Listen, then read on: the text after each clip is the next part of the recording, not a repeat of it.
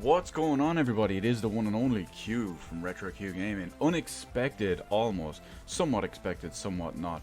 Doing the PC gaming show of E3 2019. I wasn't planning on originally doing this, mainly because I was supposed to be in work. But today, I just said, nope, we Audi 5000. Bailed about an hour early from work. That's the beauty of being the boss. And well, here I am. I rushed home. I rushed through what I needed to do, and I don't know any of this stuff. I don't play World of Warcraft, but we'll see what's coming in the PC gaming show. We rushed to get here, but luckily we're here now. Let me just adjust some volumes real quick. Hopefully that's all good. Now, what do I think we're going to see at the PC gaming show of E3 2019? First off, I do want to say epic lols that this is powered by the Epic Games Store. I am not sponsored in any way, shape, or form by the Epic Games Store, but the PC gaming show is, which is especially funny to me because if you go onto the PC Gamer website for the last couple of months, ever since the whole Epic Games Store thing has kind of kicked off, PC Gamer has been basically just pushing pro Epic Games propaganda the entire time.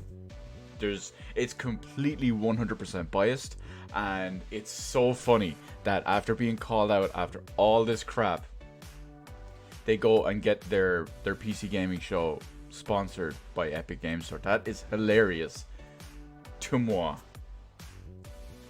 Anyway, what do I think we're going to see here? Well, I think we'll see a couple of recaps from what we saw last night. There'll be a few things that some companies showed off either at EA or at Bethesda or at Microsoft, and I think they'll kind of show them again on here, and they'll not, what's the word, refocus? No, they'll show them again anyway. We'll probably see something along the lines of Doom. We'll probably see, my god, I'm drawing complete blanks. We'll probably see a bit of Halo in here.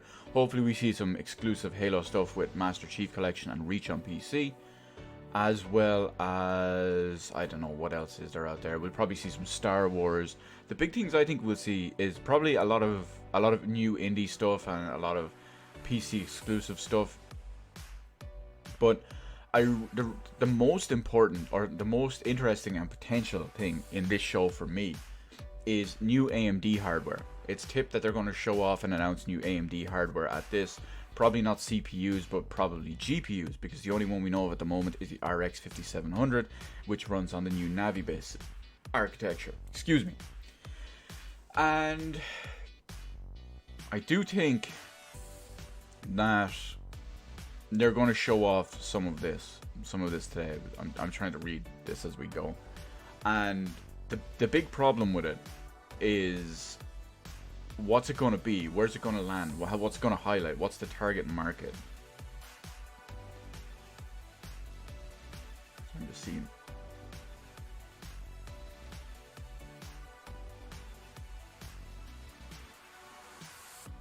Someone's asking me something here, sorry.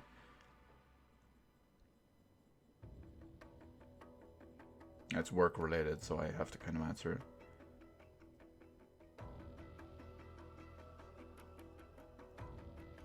Okay, so back to this. I do think we'll see the AMD hardware and all as well. Hopefully they put out some proper high-end stuff. So far all we've seen and all that's been published, which is very, very little, is not promising for AMD. It basically puts them into doomed to the mid-range again. Oh, we got some countdowns. What do we got? Other than that, I can't think of anything. We'll probably see some, what is it, Outer Worlds that will probably be focused. I'm sure we'll see some Control, because all these games, we'll see anything that's coming with a timed exclusivity deal to the Epic Games Store. I'm pretty sure we'll see today. So don't be surprised if you see Heavy Rain, Detroit Become Human, or Beyond Two Souls. I can't say Metro Exodus, that's already out. Control, Outer Worlds, what other big games are there? Borderlands 3, any of this shit. Expect to see it here in this shield-sponsored stream. Not my one, but the PC Gamer one. And unfortunately, yes, I am here to help every single one of you out there, because we do know that every year since its inception, the PC Gamer Show has had that absolutely awful host, whose name I cannot remember, but is just, woo lad, so bad. But anyway, only time will tell. Only time will tell. Damn Team Red. Oh, Cyberpunk 2077. I'm just looking through a quick list of announcements and stuff. It won't surprise me if we see Cyberpunk 2077 out there as well. Because, well, naturally that's going to look best on PC, like every game does.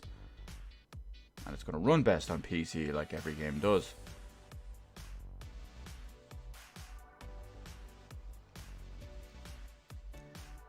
Good old YouTube. Not updating my thumbnail properly. Thanks, Obama. Thanks, Susan.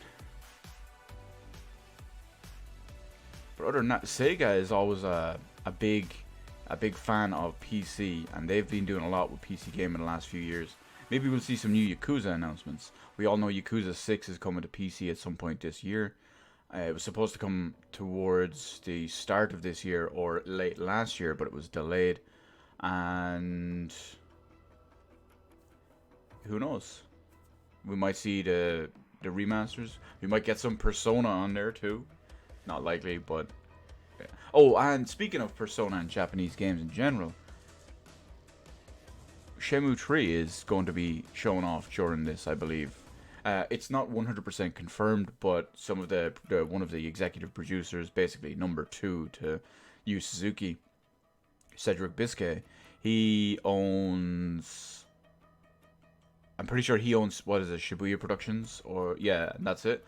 And they're heavily involved with it. He's basically been retweeting that, and you've got like Deep Silver and Koch Media who are all involved with Shenmue project, and they're basically saying, oh yeah, the PC gaming show is the one to check out.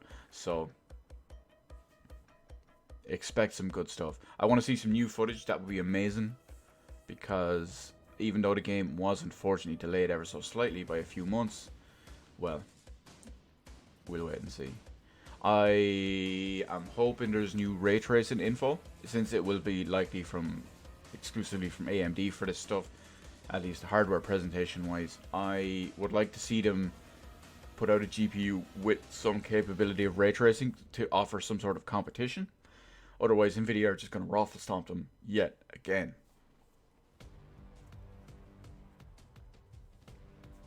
But until then, we got a minute to go for a PC gaming show. You know,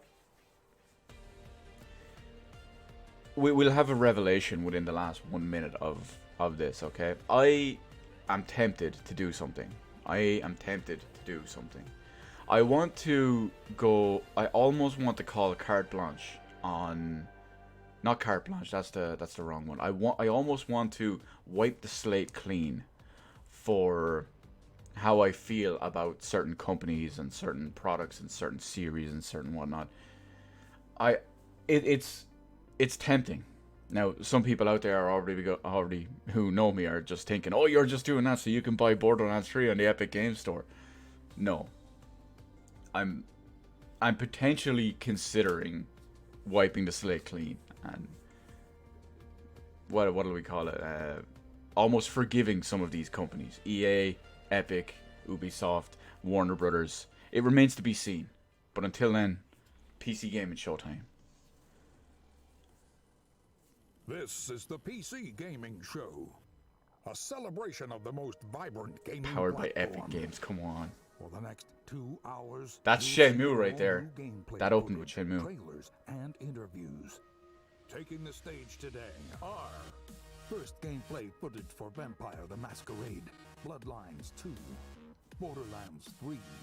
I knew that would be there. The reveal of Evil Genius 2. Also, Starmancer, Last Oasis. 2 new games from Coffee Stain. let me know how the volume balance is. Griftlands, Planet Zoo. What's next for Terraria? Remnant Perfect. from the ashes. Just what I wanted. Mosaic. Warframe. Baldur's Gate 3. Oh yes, new Baldur's Gate. I forgot. Shenmue 3. Shenmue, that's what I'm talking Reveal about. of Unexplored 2. El Hijo. Age of Wonders. Planetfall. And more. So there is And plenty now of your games PC gaming show in hosts, this. Day 9 and Frankie Ward. Oh, Day 9, that's him. That's the really annoying guy. Good morning, good morning. Luckily, I am here Yes! to make everything better. Ladies and gentlemen, welcome to the PC Gaming Show! Yeah! It looks like their Yes! venue gets smaller every We're year. so happy you're here today. We have a great show for you lined up. We got 30 games that we're going to be showing off. 30. Some of them will be updates to existing franchises and titles. Others will be exclusive world first looks. Y'all ready? I'm waiting for him to just start Well, I shilling first the wanna Epic Game thank our Store. sponsors Here for it is. helping make this event possible. Without their support, Here it is. This event would not happen each year. So thank you so much. Thanks to you for coming out. It's 10 a.m. in Los Angeles. Happy Monday, Boo this everyone. man. Best day. Boo this. Boo them all all. of you up in the balcony, and of course, thanks to you tuning in live from all over the internet, YouTube, Twitch, Twitter, Facebook, wherever you're tuning in from. Welcome. We're happy to have you. My name is Day 9. I'm one of your hosts for this event. That's perfect, Joining Steve. me I is wanted the to be fantastic Frankie Ward. I wanted to be ever so slightly higher than this one. Thank you very much. Thank you, Sean. Hello, everyone. Now, for you guys at home, for the first time, whatever platform you're watching on, we are going to be pulling your clever comments. Just remember that. I said clever comments from Twitch, Twitter, YouTube, and Facebook throughout the show, and making you famous on the internet, on the screen. We're going to be sharing them live. I don't want to be One of the things we're especially famous. looking for are your questions for the Borderlands 3 team, because Sean, you've got a mission to put their questions to the developers later. That's right. Midway through this show, Yeah, I don't want to be asking famous those on questions to the anything creative sponsored by director of Epic Borderlands Games. 3. Use hashtag PC Gaming Show, and we'll read them live. Until then, let's start the PC Gaming Show with our very first title from UK developer Rebellion. Several years ago, they Oh, it's announced the new they were Sniper working Elite on the game, follow-up isn't it? to Evil Genius, Oh, a no, real-time Evil evil Genius layer 2. simulator. And now, Rebellion is ready to reveal its nefarious vision for the project. So, PC Gaming Show, who's ready to stroke a cat menacingly? Here I don't think is I've ever even the heard of one Evil exclusive Genius. reveal for Evil Genius 2 World Domination. She got that head. She just everything she does. She talks like this every time she has a syllable. Her head moves. It's terrible. Come on, Frankie, get it together. They should hire me to do this stuff. I'm telling you, I'm much better presented. I can English, don't worry. I'm much better at presentations than these people. At least I would be if I was paid that amount of money.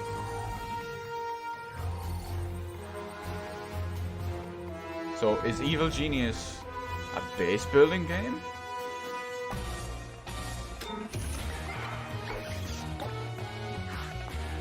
I love how camp this is. This is like 1960s, my jam. This reminds me of like the Venture Bros / No One Lives Forever. I love it. My name is Brock Sampson. Steel is gold. There's also like a smidge of Team Fortress 2 in there. I'm really digging this chick though.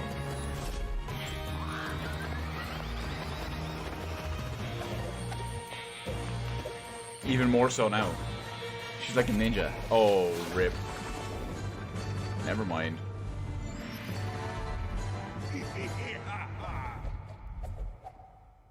Evil Genius 2.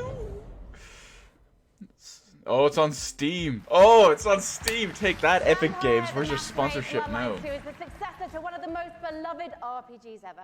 And with me to talk about it, I have Brian Mitsoda and Cara Ellison from Hardsuit Labs. Now, Brian, This guy looks like an evil you were genius. a writer on the very first game. Actually, so they what both does it do. mean for you to finally get to work on the sequel? It means that a lot of people have very high expectations, and we have to meet those. Well, Oh, wow, they let's take a look skipped at whether you straight are to going it. meet Never them, mind. Because we are going to take a look at the world's first gameplay footage. Now it kind of fits a bit better. Right, world exclusive. First gameplay footage of Vampire. What is it? Vampire Bloodlines Masquerade 2. Their name is really confusing. Guess I have to be the one to tell you. You're dead. Rip. You're obviously new to this whole existence, but truth is, most of you types won't even make it a whole year. We have one rule. You don't break the masquerade. I love the way like none of the mouths move. You don't break the masquerade. The game looks really good though. City. We're all fighting over scraps here. Welcome to the first day of the rest of your death. Having fun yet? Oh.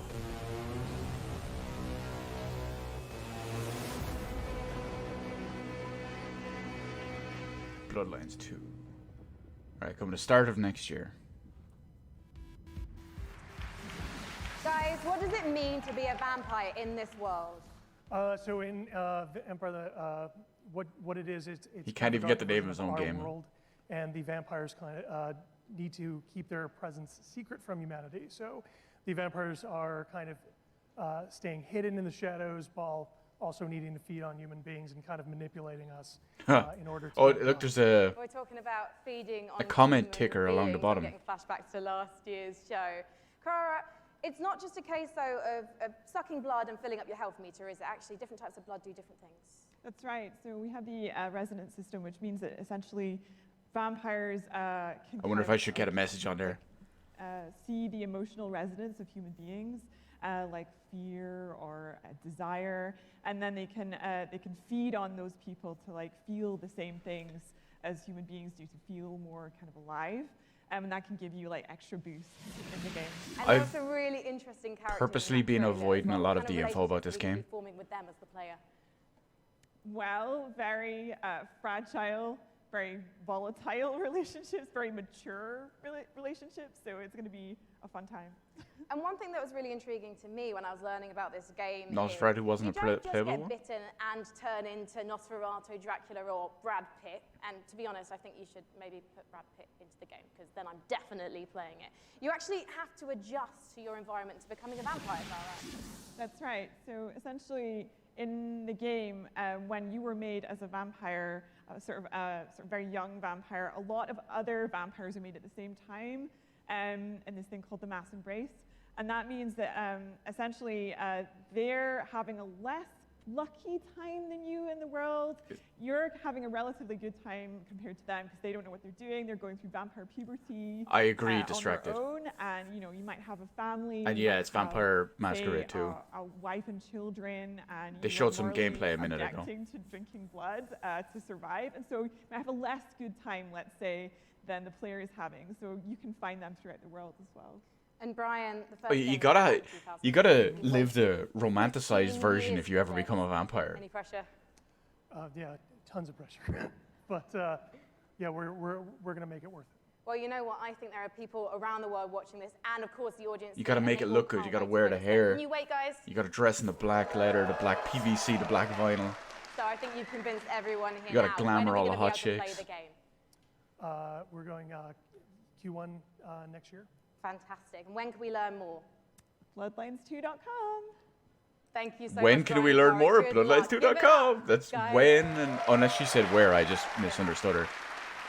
Now, have you ever wanted to play Dwarf Fortress in space?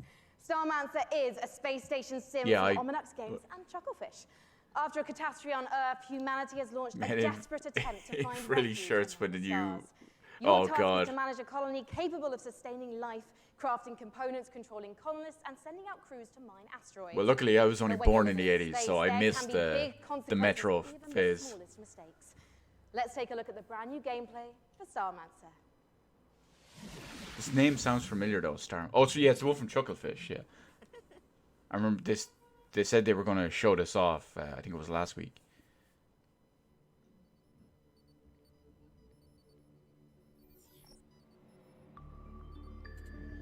You know, I swear, I promise someday I will play Stardew Valley properly.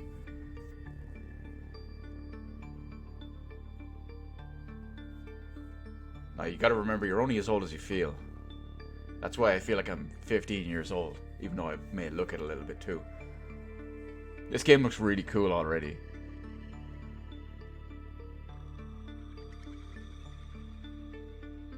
It's basically Stardew Valley in space.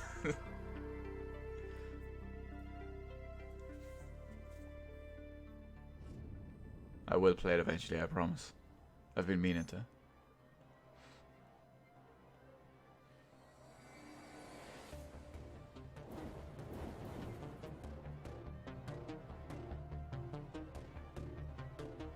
Oh, watch out for the guys with red faces. They're the enemy.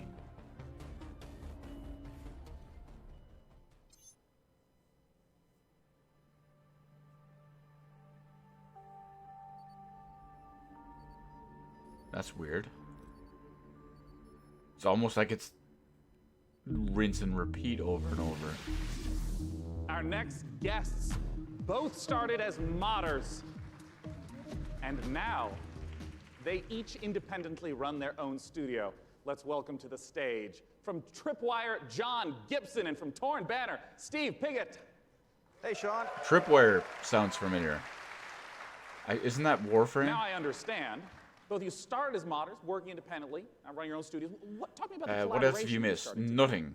Yeah, Steve. So we've known the Torn Banner guys for a long Oh, time. Even Evil giving them Genius some 2 advice announcement. when they were That was it. modders going commercial, helping them not make the mistakes that we made. And we've been friends, and we've always wanted to work together. And now we've sort of formed this independent, former mod team, professional super group to get an awesome game out meh to fans. indeed. Yeah, and for us, this is a dream partnership as well. We've always been really close with Tripwire, and we really respect their games. We see them as one of the few studios that's bringing true innovation to the FPS genre, and that's what we're all about as well. So Chivalry Well, let's take a look 2 is... at this upcoming collaboration between Torn Banner and Tripwire. Okay, world exclusive. So I don't know if what they're about to show is Chivalry 2 or if it's some completely new game.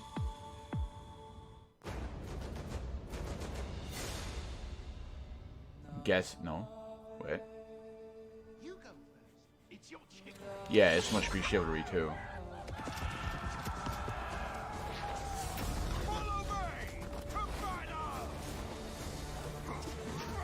I remember, wasn't Chivalry 1 fairly popular for a while? For some reason I remember I feel like I remember hearing about it. Where it was the current stream hotness for a week.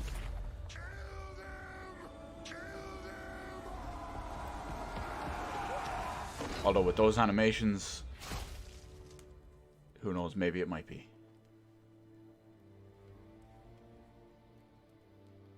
Coming 2020. Oh, get it? I'm unarmed. Oh. Talk to me you kill about me. Chivalry No. 2, Steve. Well, Chivalry 2 is about bringing players into their favorite medieval movie battle scenes. And our flagship game mode, Team Objective, does that by having players complete medieval objectives like sieging castles, raiding villages, and... Let's see what they're all saying down the bottom there. And yeah, you're not just going and standing in an area and then a bar fills up. You're, like you said, burning Mordo houses, is the new shit. Yeah, killing everyone's talking about peasants, Mordo lately. You know, yeah. playing as peasants, getting killed. It's really about letting the player experience every iconic That went really moment well, of didn't the it? era. Knight, And on top of 100%. that, Archer, this 50%. time Archer, around, 0%. We've increased the player count scale to about 2.5 times what the previous game was, the 64 players. And on top of that increased scale, we've added horses, which really allows us to add a lot of drama to the game and bring experiences like the Battle of the Bastards from Game of Thrones. Don't worry, we'll ignore the last season. Just Battle of the Bastards is going to be in the game. Yes. All right, so I want to ask about the swordplay element to Chivalry 2. I mean, I know it's a really critical element. Yeah, and this time Yeah, around, it's we've pretty much all the completely gameplay. Revamped. I mean, we really view what we're doing here as bringing a true sequel in every sense. Yeah. We've attempted to completely revamp the combat, movement, and animation systems so that every swing, every action of the combat feels readable and fair, and also has the satisfaction. You know what, I'm gonna try to get a comment in here. Two medieval knights in full armor are clashing. Let's see. Yeah, and it's very, very fluid and much more accessible than the previous game. And it's you know, the pace is so much quicker. It was what I really enjoy when I'm Let's playing. see if Yeah, I my wanted to message ask ever about shows up on fluidity, stream. Because in a lot of melee combat games, you hit a button and there's like a full animation swing, and then you sort of reset. So it's kind of these discrete, chunky times. I understand that in Chivalry 2, the swordplay operates differently than that. Yeah, we kind of think of it like when you're swimming, where you're kind of constantly using. Oh, both they can use at the same pog time. champs at the And, bottom. That's a not core fair. part of our focus this time around has been making it so that players can fight multiple opponents at the same time. Like 1-on-3, 1-on-4 situation. Exactly, because that's fundamentally part of the becoming the ultimate warrior fantasy Right. and achieving Ultimate the Warrior. battlefield. Shout out to Well, I mean, I do have WWF. to ask, I'm talking about swordplay and mastery, but the original Chivalry is, I mean, it's kind of like silly fun. Like, how do you balance the mastery with the fun element? Yeah, our goal has always been to make it so that players can take the game as seriously as they want to, and also as silly as they want to. We know that probably about It's going to half be a our goat audience is simulator being mode. I can drunk, feel it. and we love that. At Gonna be least playing half. drunk. Yeah, That's an important metric to track. and the game has a huge influence from Monty Python as well. I mean, in the over-the-top voiceovers and the role-playing opportunities. I mean, the game is genuinely hilarious. As an example, you can beat a man with a chicken while quoting Shakespeare. Like, so like picking sounds like up my a kind of chicken Friday and night. saying, Yeah, "Yeah, physically that's a clubbing mechanic." him to death with a Well, chicken. that's excellent. Well, I mean, I have to ask, when can people get their hands on Chivalry 2? Q1 Chivalry 2 2020. is coming out early 2020, and it's coming first to the Epic Games Store. Boo! Checking it out in early 2020. Gentlemen, John Gibson and Steve Boo! Piggott with Chivalry His 2. Thank you so much. booties, man. We are just getting started here. I at the have to PC find a Gaming reaction for Show. this. Let's take a look at what's coming up next. What the fuck? There we go. You're watching the PC Gaming Show. I got a better one. You know Coming what? up, I hate these fucking people. build a world for I hate these wildlife people in so Planet much. Zoo. From the creators of Darksiders, Remnant from the Ashes, Baldur's Gate 3. Yeah, Baldur's Gate. and That's more what I meant. trailers, interviews, and gameplay footage. Yeah, Mordhau can just sell more by just being on Steam when they announce Chivalry 2 is coming first to Epic Games. This says Blops. Is this Black Ops? Of course it's not. Blip Blop.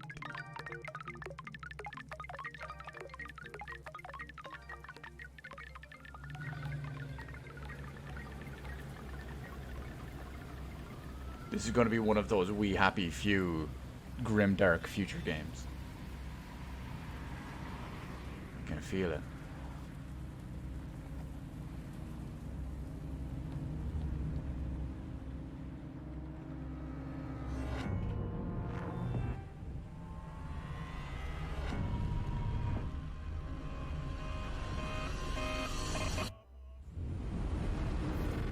Mosaic. It's coming this year, but we don't know anything about it.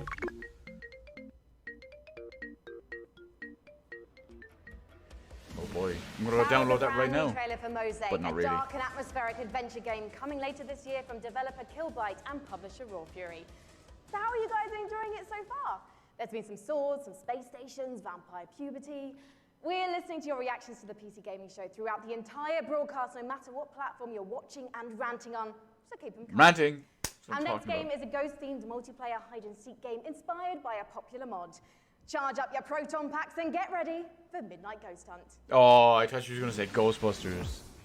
I know that's getting a remaster, but she said inspired by a mod. I had a feeling that she was gonna say something like Dead by Daylight, but it seems like it's a ghost version of Dead by Daylight.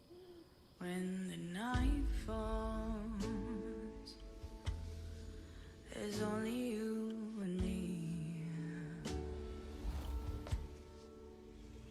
When the night Almost feels like possessing those things, maybe to scare everybody or something.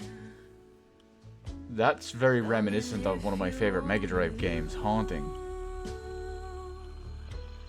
it'll make you feel brand new. So just tell me, where are you? I got a big surprise for you. Watch out for the chair! Okay. I'm just waiting for him to come at someone with a table, so I can bust out a wrestling reference. I am the table. This game actually looks kind of fun. Like, it just looks really ludicrous. Like, just warping around from item to item in the same room. And then you get busted. Big surprise for you. Rip.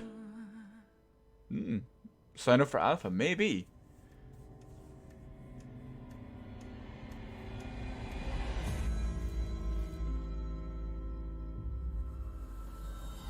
Oh.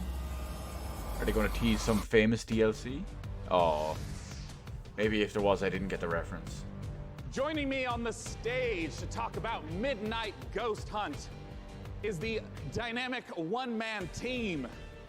Creative director, programmer, designer, it's Sam Malone! Thank you for having me. Sam. This guy looks like a guy I Please used to work tell us with. what is going on in that. And he went What to is school for a Midnight Ghost games Hunt design all about? course. So, Midnight Ghost Hunt is a multiplayer ghost hunting hide-and-seek game. You can play as either as ghosts or ghost hunters, like a 4v4 format. I see. The ghosts can hide inside. Oh, so it's not average everyday it's not objects around the 4v1, haunted okay. house. The goal is to look like harmless furniture, but on the inside, they're not so harmless ghosts as you saw. Yeah, and if I'm understanding correctly, it's not about hiding as a lamp to try to assault and take out a hunter. It's actually, you would do that so that way you can keep running away and continue to hide. Exactly. So the main objective of the ghosts is to try to stay hidden as long as they can until the time runs out, until the clock strikes midnight. Midnight being kind of the hour of the ghosts, basically. They can fight back if they like. Fan but in reaction, general, that's it. You know, they want to try to hide, but if there's a hunter kind of off by himself, you can quickly just hit him in the back of the head and knock him out real quick, and he has less hunters to deal with at that point. See. Well, what's the identity of the hunters? I mean, we've been seeing furniture flying all over the place. What are the hunters doing? So the hunters, it kind of can be divided into two different segments. The first part of the game These is guys kind of need almost like a to get detective wrecked. game because they're sort of trying to figure out where the ghosts are hiding because it's not really obvious at first glance. So they've got gadgets like a footprint tracker, they've got like a radar like you saw, to try to narrow down where in the haunted house these ghosts are PKE hiding, meter? basically. As soon as the first ghost get is it. found, though, it starts getting a bit more chaotic. There's ragdolls flying everywhere, and they have that cannon to really try to smash the ghosts into pieces. So those are kind of the two aspects of the ghosts. I see. Well, talk to me a little bit about the inspiration for Midnight Ghost Hunt. I understand it's based on a Gary's mod called Prop Hunt. Right. So that's Oh, definitely so a big that's why inspiration, everyone's but calling the it a big prop twist hunt for us game. is that the props fight back. You saw the furniture, they hurl themselves at you, they knock you out, they send you flying. So it kind of almost becomes like this action hide-and-seek sort of mashup. You have a reason to be a little bit afraid of the things that you're hunting. So that changes up the dynamic a good amount, I think. And I want to ask about when the Have clock you seen a strikes ghost? midnight. We saw Well, the ghosts very don't spooky exist, red so- color pop up. We didn't see what happens Or then. do they? What's going on there? Dun, So dun, midnight, if dun. even one ghost survives 4 minutes into the match, then you hear this ominous grandfather clock chime across the map. All the lights will actually flicker out. It'll get really dark and scary, and all of the ghosts that were destroyed actually return as vengeful spirits. They're a lot more powerful than before, and they glow a very brilliant red. So at this point, the tables have turned. The hunters are now the hunted, and they just need to try to work together to stay alive long enough for their evac to come, which is another 4 minutes or so. Usually the ghosts win when it gets to midnight. Are you talking about like 90% of the time? Like 90, yeah, usually because the ghosts are so overpowered at midnight. Right. The hunters are doing whatever they can to try to prevent midnight from even occurring by destroying all of the ghosts. The game seems kind of good, though. Well, awesome. When can people get the chance to try out Midnight Ghost Hunt? So we'll be running an alpha event later in the summer. You can sign up at midnightghosthunt.com. I'd also like to give a shout out to our Discord, discord.gg/midnightghosthunt. Later in the summer, we'll be giving out keys on our Discord as well as on our main website. Maybe I'll be there. Wonderful. Ladies and gentlemen, Sam Malone from Vaulted Sky Games. Vaulted Sky Games. Didn't he say he is Vaulted Sky Games? He's the one For guy. our next title, we got Frankie up in the balcony, and if I understand correctly, Frankie, this is a sequel. You do understand correctly, Sean, yes. It's a big sequel to a small indie game. I wanna see her Unexplored with 2 is Joker a procedural makeup. adventure, a roguelike that challenges you to fight, to be clever, and to solve its mysteries. Explore a beautiful world, engage with its creatures. I want her and to befriend show its me a people. magic trick. Search for magic lakes Make this and pencil ancient disappear. statues until you die. And die again. This is Unexplored 2.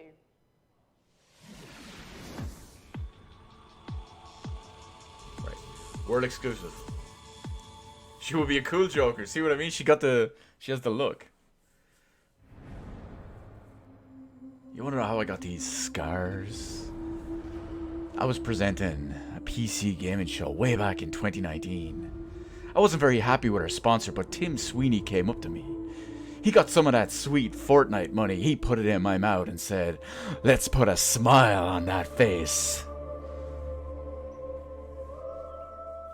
And then he made me play Fortnite. And it broke me. I like the art style of this game.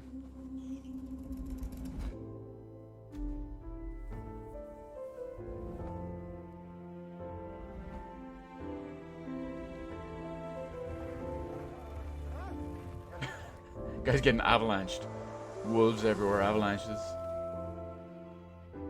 I'm waiting for one of those hands to just come and smash him.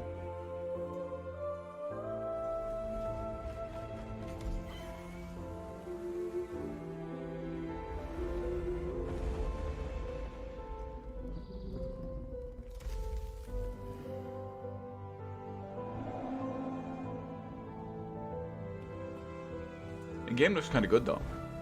At least the art style looks really good. And some of the exploration and stuff.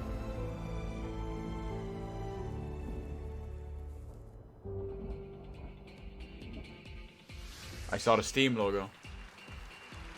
One of the biggest bang for your buck that you can get when building a new rig is investing in a new monitor. And here to talk about a groundbreaking new display is Samsung's Dean Del Yes, Cero. Welcome, monitors. Dean. What you got for us? Today we're here to announce the Samsung C27 RG5 curved gaming monitor. I was gonna say rip. Let's take a look. I'm not a fan of one. I'm not a fan of curved monitors, and two, I'm always a huge proponent of everyone upgrading their monitor. I'm sick of people buying RTX 2080 Ti's and Intel, I don't know, i9900Ks and using a 1080-60 monitor. Well, I don't like curved monitors. Get a high frame rate monitor with a high resolution. Come on. Oh, also remember 240 frames per second? Remember when last night Microsoft were talking all about the frame rates unseen before, 120 FPS, yeah? Am I right?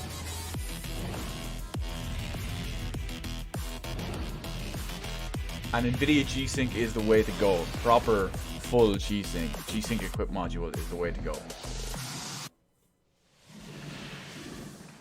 Dean, we've seen I have 3 monitors on my desk right now.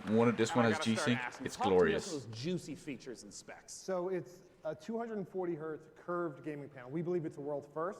So you have lag-free and tear-free performance.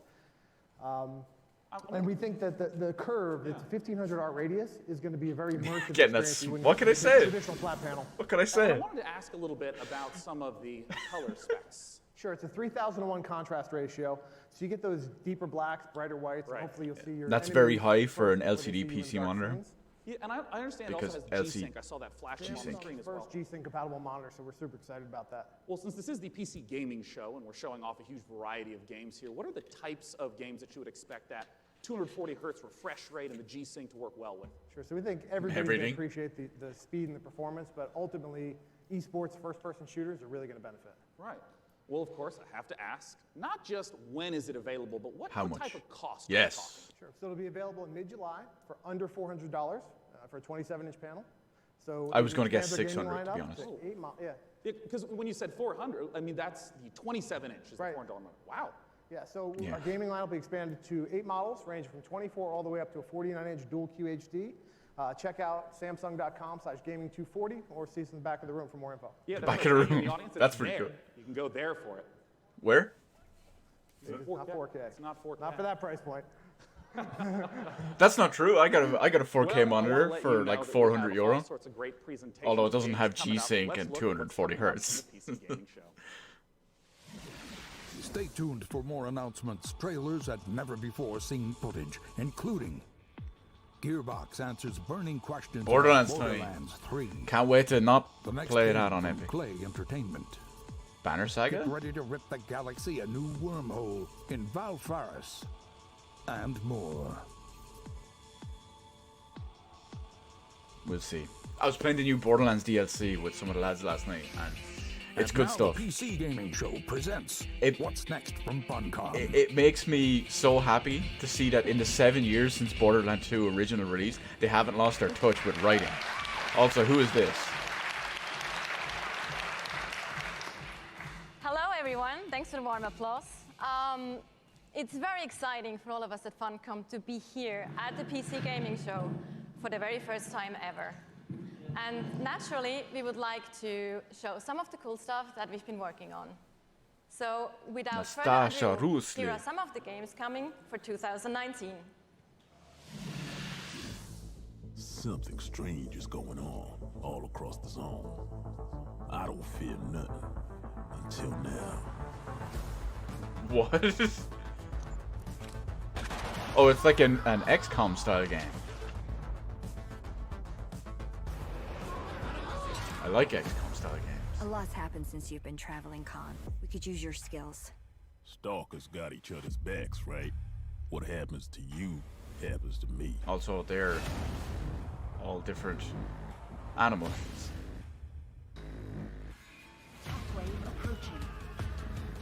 This has been getting a lot of hype recently, Conan. I didn't look into it at all, but I didn't expect it to be like this.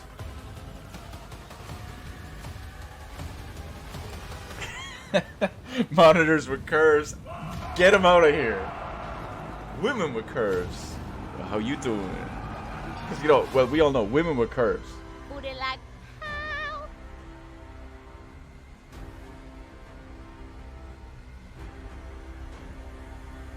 She had that Eastern European look going on, which I... so good.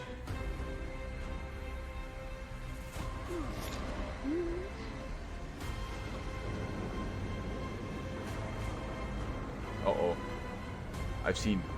I've watched enough anime to know where these tentacles are going. Who would have thought? My son, off to fly among the stars. Rip. Please welcome to the stage, founder and director of Mighty Kingdom, Philip Mays. Is this the game that was just on? Or the next one? So yeah, at Funcom we've been doing our own games for over 26 years now. But recently we had the great pleasure to be working with some other very talented developers and help them publish their games. And on that note, I'd like to introduce Phil Mays. He is founder of Mighty Kingdom, a studio out of Australia, who has been working with us on something a little different. Thank you, Natasha. So on April 1st this year, we put out a little trailer for something called Conan Chop Chop. And everyone thought it was a joke. Considering the date, it was perhaps no surprise that people decided that that was an April Fool's joke. See? So yeah, we have a little surprise for you. Check this out. It's a real game.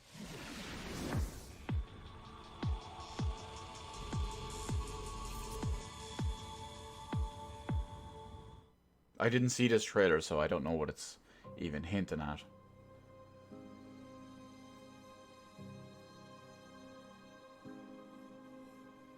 I don't know who Dark Zero is.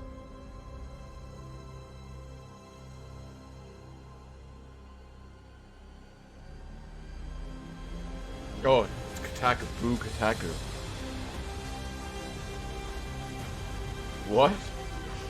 It's like Castle Crashers meets Diablo. Also, I love how PC Gamer put their own quote into the PC Gaming Show. Looks kind of fun. 24 out of 10.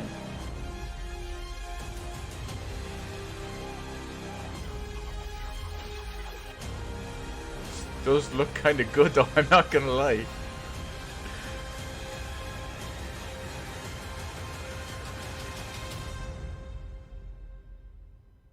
Oh, it's out pretty soon.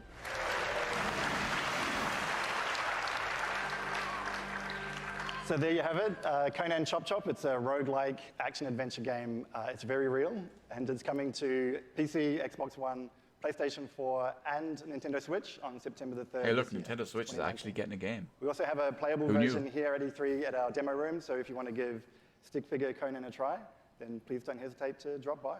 Thank you. Thank you so much.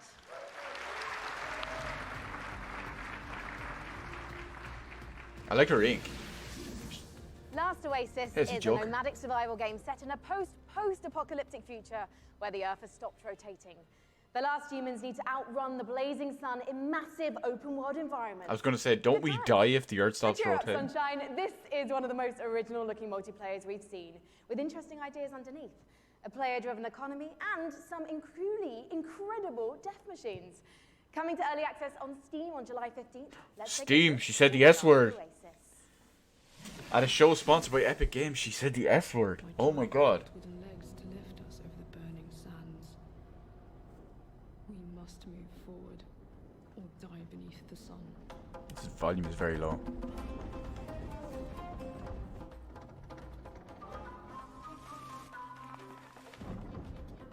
It's Mad Max Minecraft. Or Horizon Zero Mad Max Craft.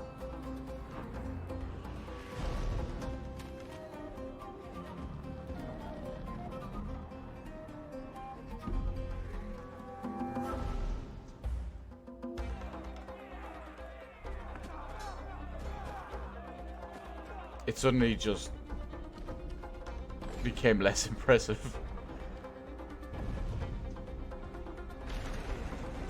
Oh, it's Robot Wars. Okay. What's his name? Craig Charles or whatever his name is. Mr. Red Dwarf himself. There's a reference for you, Stunt.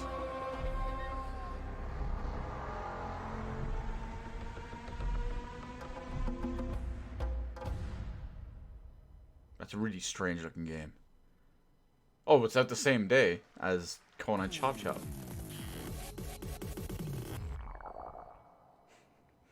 Powered by the Epic Games Store. I'm gonna keep bringing that up.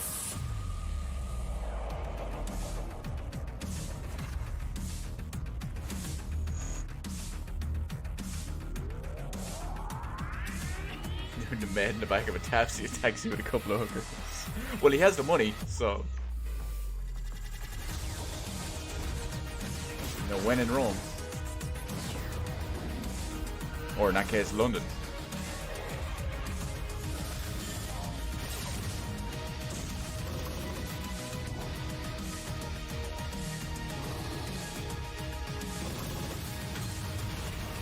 This is another one of those turn-based XCOM style games, but this one looked a bit too mobile, free-to-play.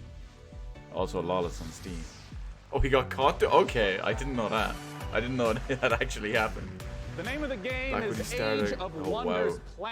Planetfall, a 4X strategy game, and joining me on the stage to talk about it is the game director, Leonard Sass, and principal gameplay developer, Tom Bird. Welcome, guys. Hi. Good to be here. Thanks. So, Leonard, just give us the gist of what Age I'm of still Wonders hoping I get a Planetfall is comment all on the about. ticker at the bottom. Age of Wonders is a turn-based strategy game where you play as one of the survivors of a shattered galactic empire. At the start of the game, you choose or create your own faction. Yeah. And they include the Vanguard Expeditionary Forces, who are in cryosleep when everything went to hell.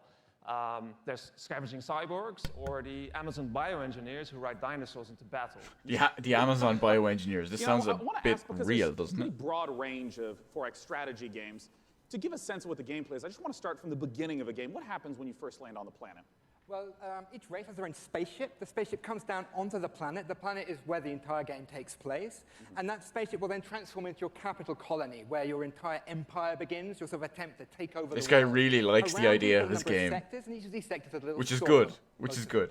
So maybe you'll find a genetics lab which is still full of horrible mutant creatures, an entertainment complex overrun by horrible robot monsters, a temple with holes in the sky and horrible demons who come on, get you. This guy talks with his And I did hands. see in the trailer dinosaurs with lasers, correct? Dinosaurs with lasers. Perfect. Cats with lasers. No, sorry, no cats with lasers. I'm so sorry to disappoint all of you. No cats with lasers. You have to settle They're with going to have to dinosaurs. patch in cats I with saw lasers the now. expansive tech tree show up in the game briefly, and I know that growing resources and tech is a huge part of strategy games. How does that function? Right, so part of these tech trees come from your origin race. They sort of represent the past of where you came from. They include new units, This guy new modules for your is units, from like jetpacks for your troopers. somewhere in or Scandinavia laser because he cannons sounds like from exactly like the space. Norwegian guy in my Pokemon Go Social group. doctrines is not all about war. And then the second part of your tech tree comes from your secret technology, and that's all about the future of your faction. So you can create like a combination between man and machine or man and computers. Yeah. Others Looks like include doomsday technologies. Well, that allows he you was to talking about his infect game and getting so entire excited so population much he with just alien had to brain-eating parasites, kind of cover it or down. win the game by If he was split sitting space down, time. he'd have like a cushion or a Details pillow you're and giving just me put of it in the his horrors lap. that await on the planet. The future is not a pretty place. Well, I want to ask about some of the combat that we saw, because in a lot of strategy games, the combat can be very brief. It just, shows two armies pinging off each other. But I understand that the tactical layer is quite rich. Right, so when combat starts, you'll see, like on the world map, here comes maybe the like hands. a little sort of space lab or something like He's that. like Quentin When you Tarantino on The go Simpsons. Into combat, you will zoom So what all I'm doing the is way I'm in, and talking you will like be this, man. inside the lab. You'll see all the pipes and all of the goops flowing around.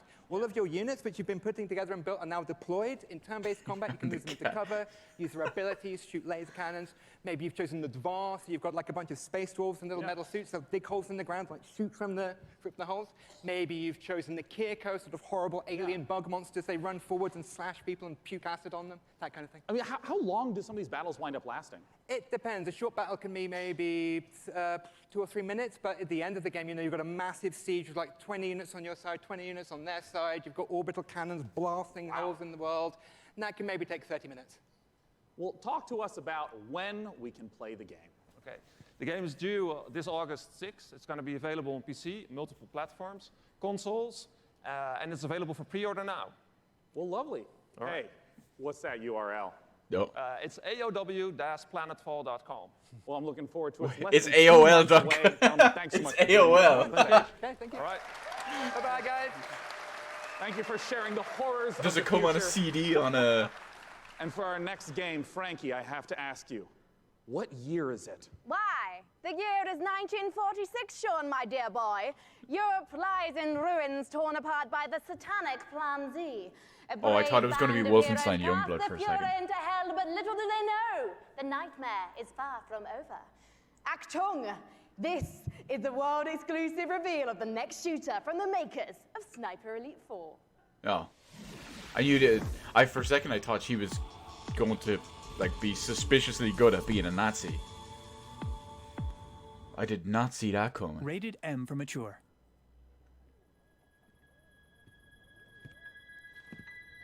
Representative of gameplay mechanics.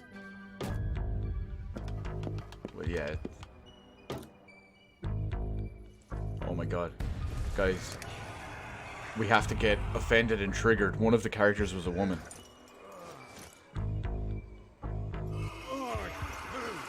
Wait, they're zombies or something.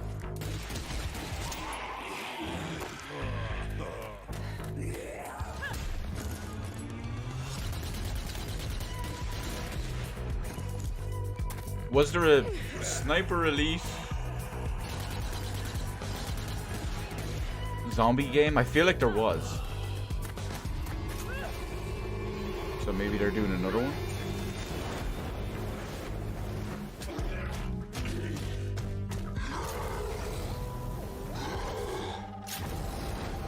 I mean, at least it's not taking itself seriously.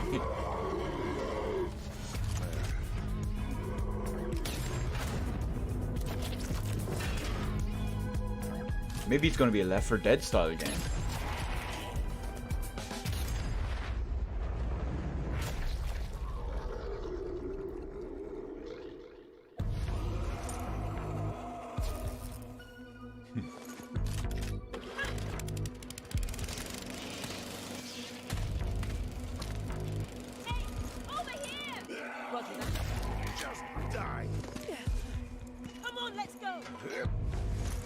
Have you ever noticed these style games, they always have the same characters? There's at least one woman, there's a white guy, there's usually a black person of some sort, and probably an Asian or someone different. Have you ever noticed that?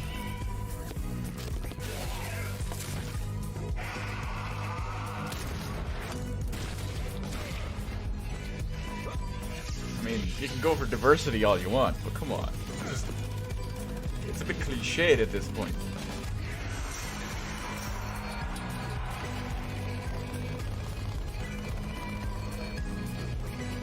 Oh, you know what I hope we see in this actually as well? The new game from Turtle Rock Studios. Zombie Army Dead War 4. Yeah, the new one. It's What's... Oh, boo, Epic Store, boo.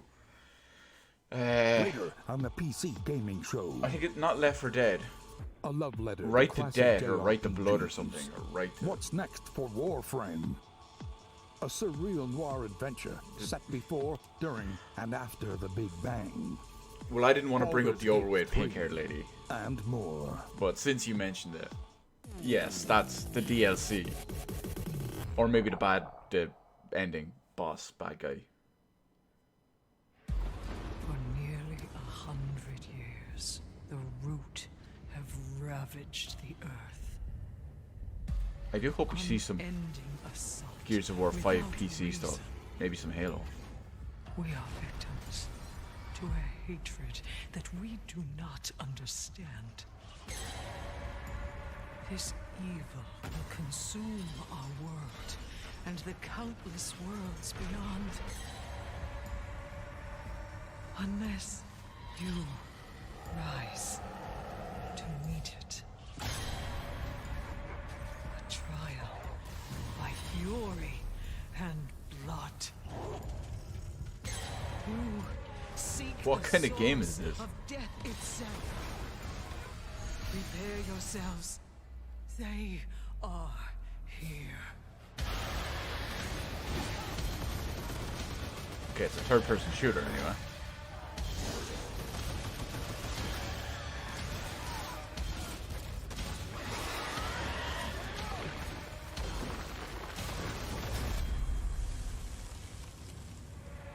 Remnant from the Ashes. Oh, that one's on Steam. It's funny how these games all come to Steam when Epic don't throw money at them. Joining me on the stage to talk about Remnant from the Ashes. In that trailer, we got the chance to see so much new gameplay footage and new environments. Let's welcome the CEO of Gunfire Games, David Adams.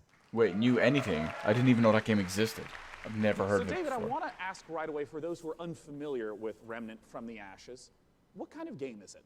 So Remnant's a co-op action shooter set on an apocalyptic Earth and across a bunch of cool fantasy worlds. And I mean, in that trailer, we got the chance to see a huge variety of different environments. Like, what are these different places? Who's the player in this story? So as a player, you're on sort of a Odyssey-like quest to save the world, and we really wanted to have a bunch of different cool locales that you go to just to experience a bunch of different stuff. And you start on Earth, but it rapidly changes very quickly as you get into the game.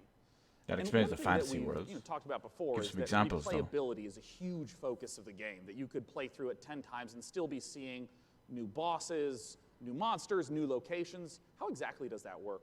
Yeah, I think one of the coolest features of the game is the dynamic generation system.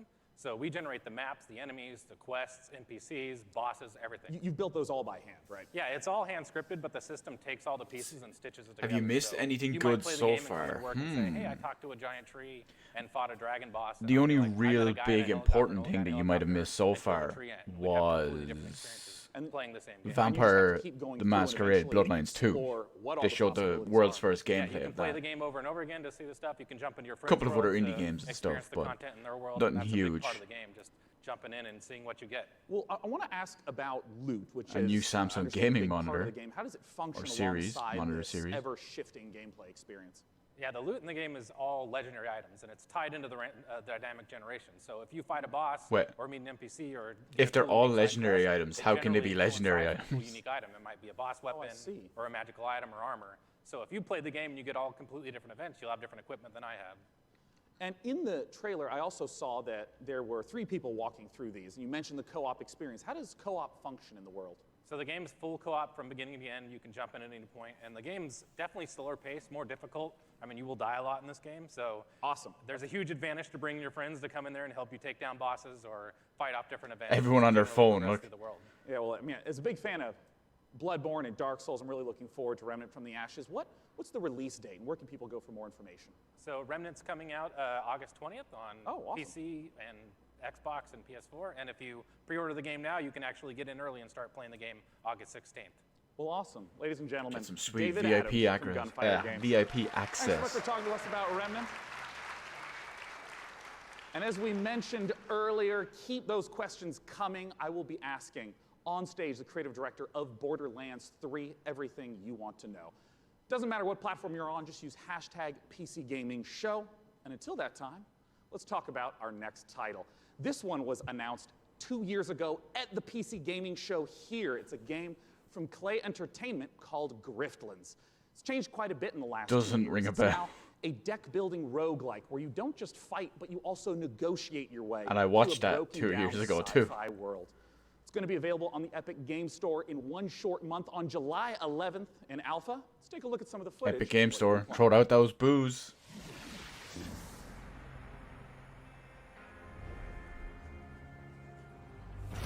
Oh, this is the one I mistook for the Banner Saga.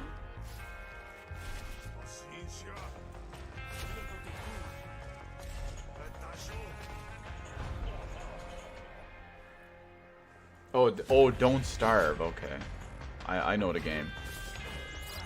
I've never played it, but I know it. One of my friends loves it.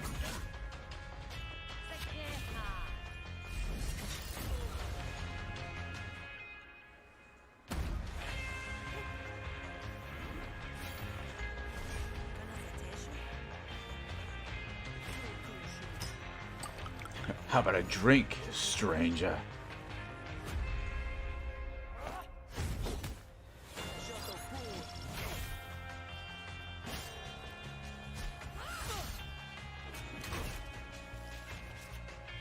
I mean, the idea for this is relatively solid.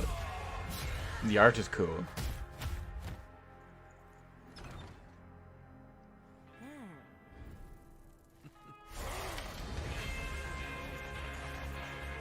I just don't know how samey it would be.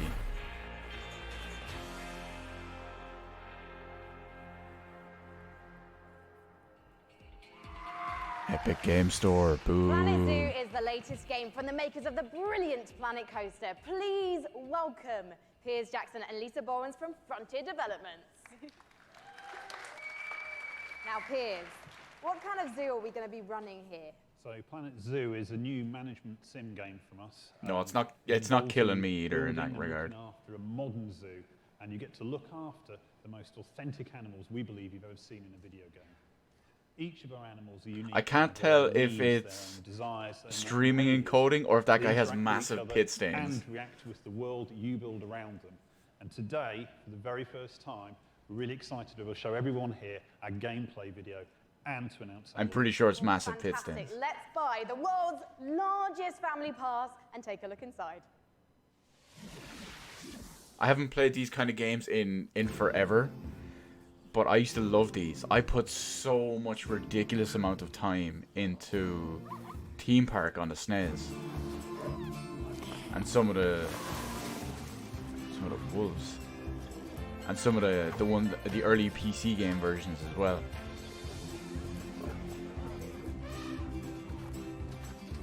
Oh, the encoding stairs, encoding stains. It's like, sorry guys, I got some encode all over me. I'll clean it off, it's fine. This is like Sims Go to the Zoo. It does look good though, I'll give it that. So far at least.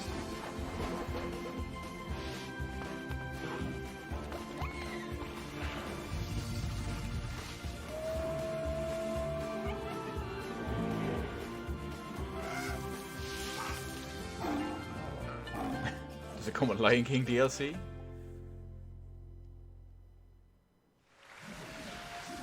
Lisa, I love some of the animal shenanigans here. I mean, hippos pooing, adorable baby elements. It's absolutely brilliant. I can't wait to play it. But before we saw the trailer, Piers mentioned this is a modern zoo, but what exactly does that mean?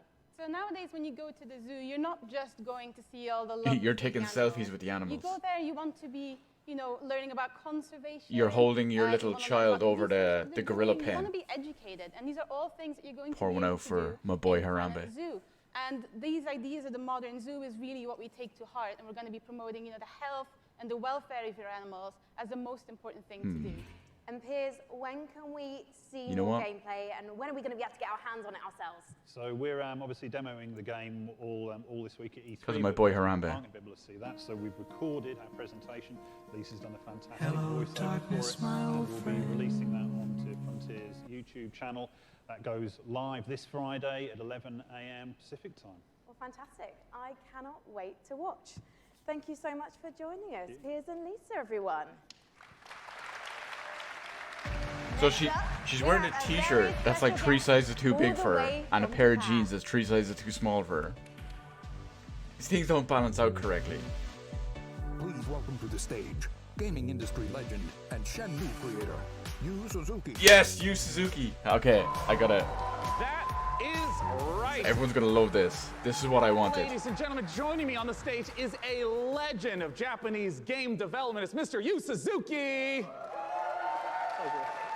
Hello, everyone. In Yu addition Suzuki's to the being man. the brains behind the following games: Hang On, Space Harrier, Outrun, Afterburner, Virtual Racing, and Virtual Fighter, Yu-san also created the Shenmue series. You got me, Secret. You and got he's me. here to talk about Shenmue 3 right now. Take it away. I can't wait to Yu-san. see this. この場に立てて光栄です。I am so honored to be here, standing on the stage today. There we go. We got the mics. 20年支えてくれたファンの皆さん、ありがとう。I just want to say thank you to all the fans supporting me for the long 20 years. Thank you very much. He's thanking me. The wait is nearly over. That's right. Let's take a world exclusive look at Shenmue 3. Exclusive. So the game was just recently delayed from August to November, but I'm hoping we get some proper gameplay.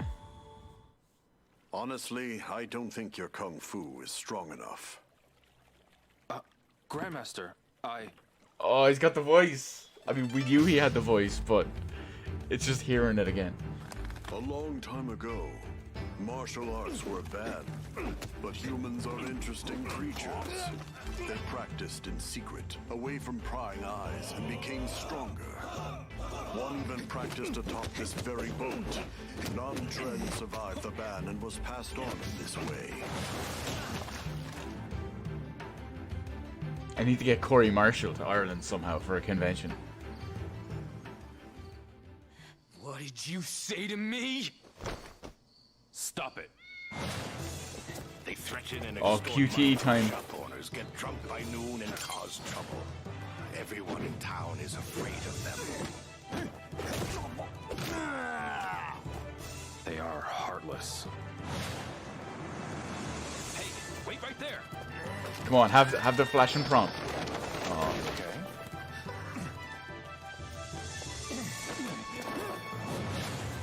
This is him, the Japanese guy who got in our way.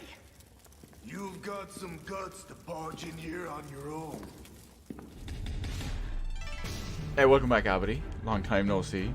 Oh, we just missed. I was hoping there was more. So many people have been waiting for Shenmue 3. I would like to once again thank you so much. Thank you, Yusan, for joining us today. Thank you. Cheers. Thank you, everyone. Thank you. I was hoping it would be Now our longer and next there'd be title more. is near and dear to my childhood heart. It's based upon a game I grew up playing called Heroes of Might and Magic 2. Probably Let's take a Baldur's look Gate. at an upcoming collaboration between Coffee Stain No. Studios and Lava Potion. It's not Baldur's Gate.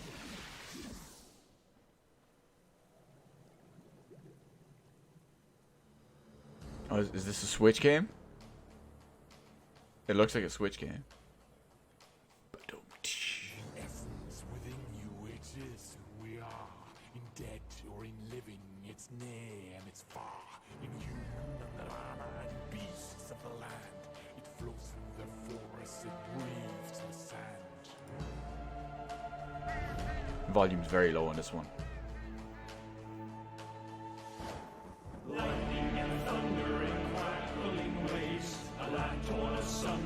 Oh, it's Irish drinking songs, the game.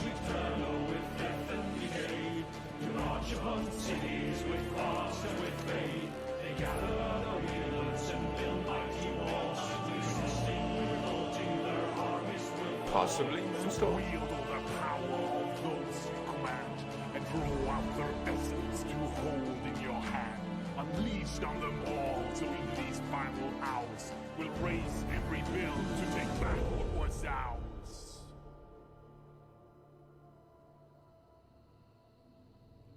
Songs of Conquest, classic adventure strategy. That looks pretty cool. The name of the game is Songs of Conquest, and here to join me in talking about it is the lead designer from Lava Potion, Carl Toftfeld. Hey, Carl. Hi, hey, thanks. I mean, let's just start off for anyone who maybe hasn't played the Heroes of Might and Magic series. What is Song of Conquest all about? Who hasn't played at least one game in Heroes of Might and Magic? In the town that It's only been going on for 7 million years. From there, you recruit your wielders. It's what we call our commanders. And you recruit an army, and then you kind of send off your wielders on an adventure. And they go exploring the world. They pick up resources to flag mines. And with those resources, you upgrade your town so you can get more stuff. And that's kind of what you do. Adventure and strategy combined. Yeah, and you know, I know that part of the core loop is obviously get the resources to build up the township, but for what reason?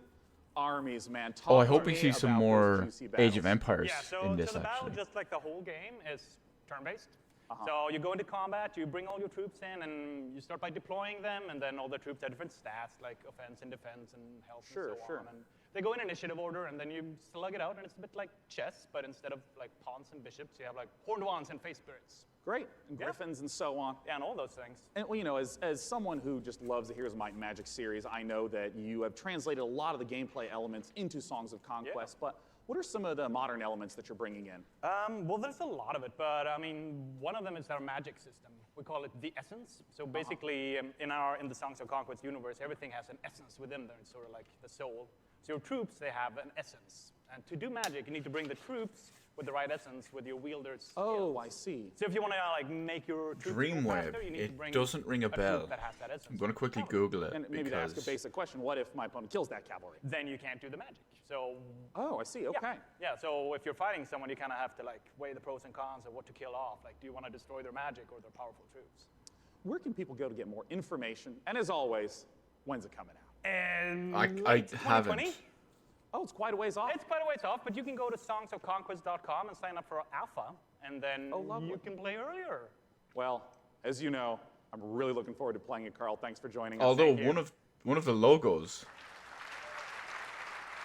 now our next that title one, looks is really an update familiar. to a popular co-op game. Let's see what's in store for Vermintide 2. An old Amiga game. My uncle had an Amiga. Like, I had my Commodore 64 back in the day, and he had the Amiga. And I played lots of old computer games through that.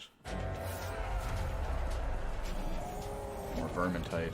I've never played it. I hear it's basically Warhammer Left 4 Dead 2.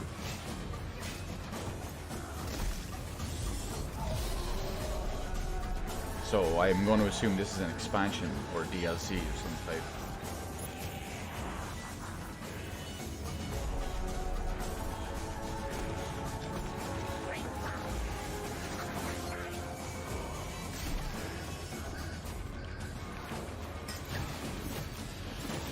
That's the beauty of being here in Europe.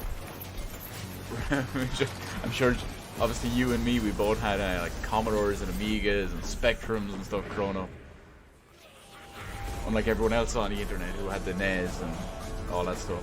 Damn Americans. Regional differences.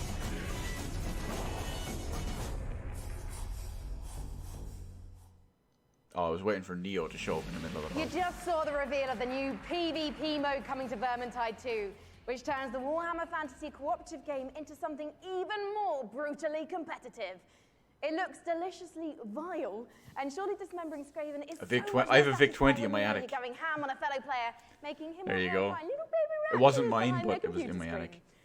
You can sign up now for the Vermintide 2 Versus beta at vermintide2.com/versus.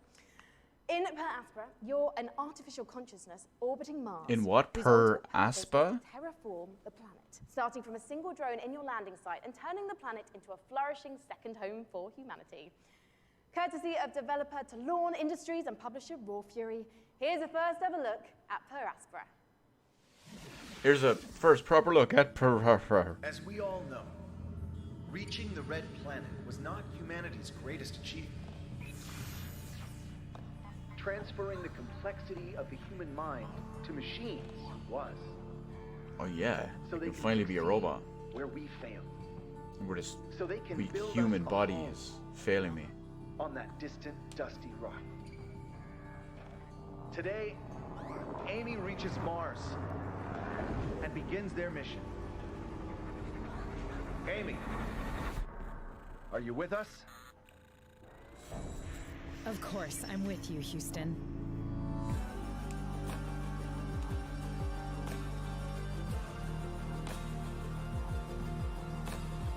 Forget Team Park. Forget Team Hospital. Forget Team World. We got Team Mars. Per Aspera. Ah, it's on Steam. In the Assassin's Creed universe, our next guest sent players back in time to rewrite history. But for his debut project with indie studio Panache Digital Games, he's going to take us back 10 million years to where humanity began. Here to tell us all about ancestors is creative director and co-founder Patrice Desolé. Welcome, Patrice. Thank you for having me. I Really forgot happy he to be left here. a long time ago. Been waiting 10 years. Yes. To come back on a big stage at E3 showing off a game. Well, it's fantastic to have you back. I just want to ask, what inspired you to tell the story of human evolution? Well, when I started Panache, I needed a game. Well, when Assassin's Creed didn't an pan open world out, game in which you for can me, do a lot of things. I went You back need to a the drawing character board. in a 3D environment at first. And I said, oh, I'm the historical guy. I'm the historical dude, so I need an historical period. So I said, oh, let's go back at the very beginning. It'll be easier to do because I won't have to build a city, I won't have to build technology, and I was a bit naive because we built Africa 10 million years ago. And that's not easy to build. It doesn't sound easy. I mean, how have you not turned easy to into build. gameplay? Well, you play our last common ancestor, right, of all the big apes, and then you have to explore your environment, and eventually you expand your territory, you expand your clan, because you're not playing that one badass character. You play a group of badass character. And eventually you evolve into different species, up until Lucy the Australopithecus roughly 2 million years ago. Oh, I thought he was going to say up until you evolve into humans. Had a lot more issues to deal with than we do today. There's going to be a lot more dangers in this world, so tell me a bit more about those. Well, it's all about from a prey to a predator. Basically, at the beginning of the game, everybody's there to kill you and devour you. And basically, at the end, it's pretty much you.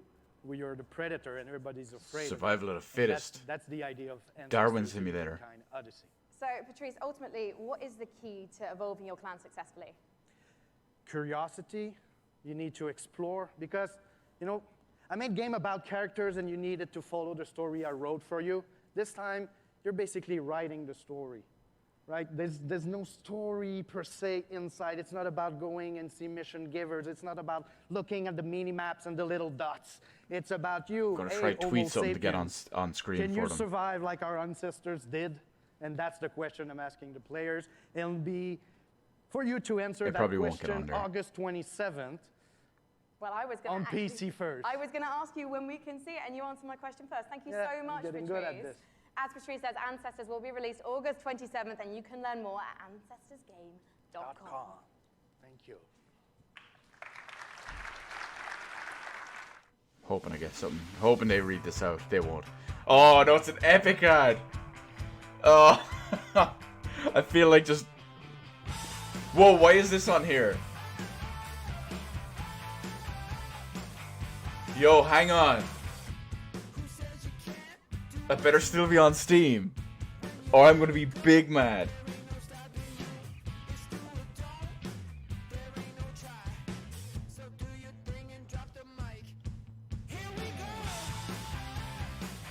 Let's see, or at launch, or patch later.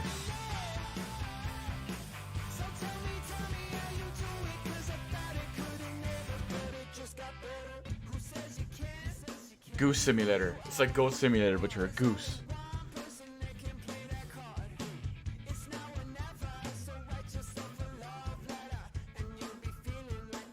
World of Tanks is out of here at this rate. Oh, okay. I was expecting like tank versus tank warfare, not big super Metal Gear warfare.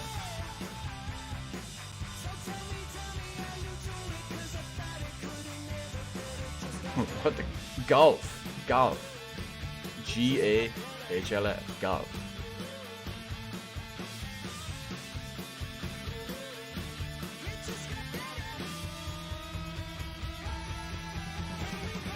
I could just be completely misremembering it, but it sounds like or it looks like Chivalry 1 had a much better art style, and Chivalry 2 is a little bit more cartoony and less realistic. It could just be me. I've never played the original. I'm just trying to go from memory. And one more thing.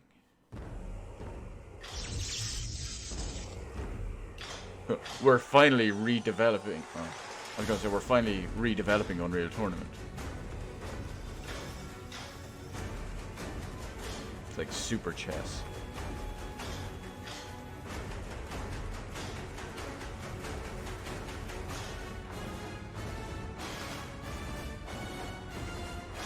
What's this supposed to be? Auto chess. I would rather not learn more at Epic Games.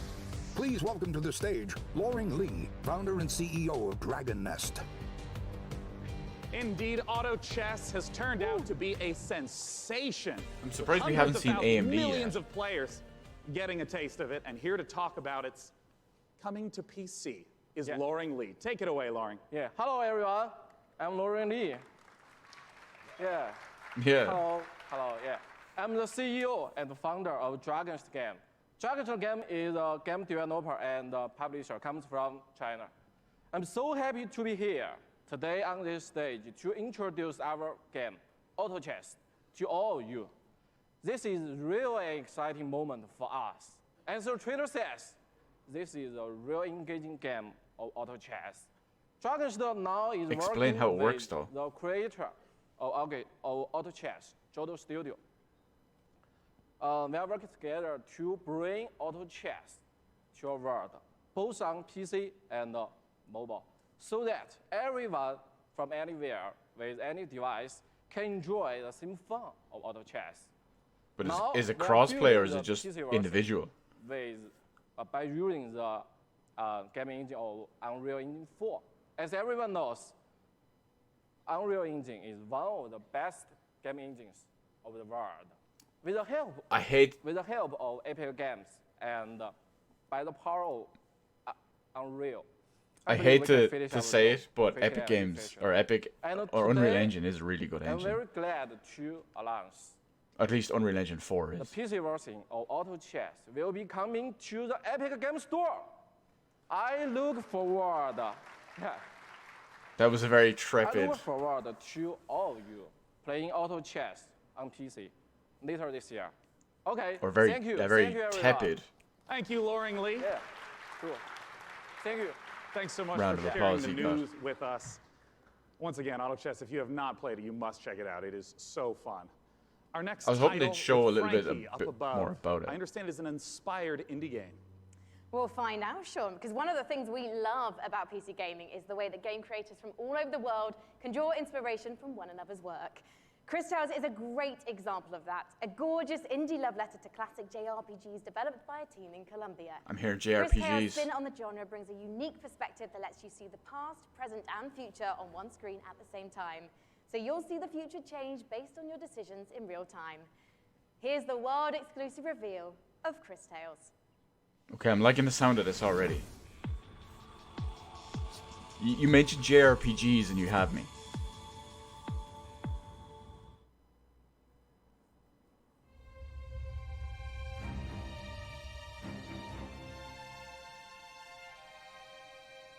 If you saw what was, what is, and what would be.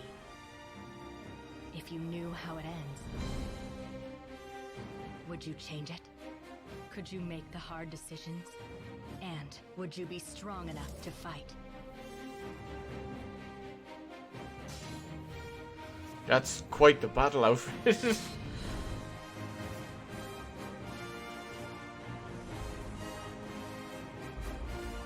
If you learn from the past and act in the present, you can rewrite the future. That's really cool. Like if you're running along and you see all three versions at the same time, based on what you do.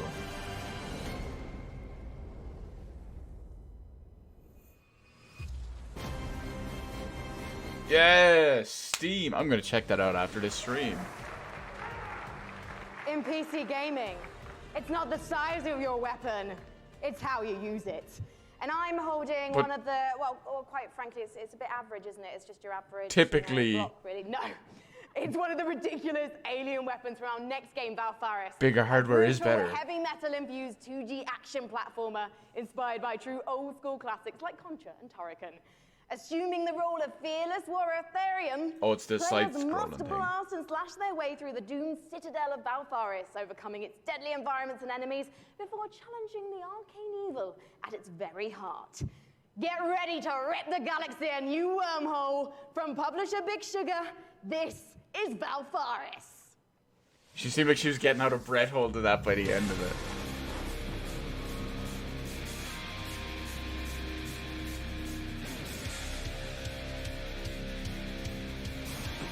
Ooh, lad. I know what they're going for, but I mean, I guess the effects and everything else can drown it out a little bit. It reminds me of, oh, what's that other game? Axiom Verge.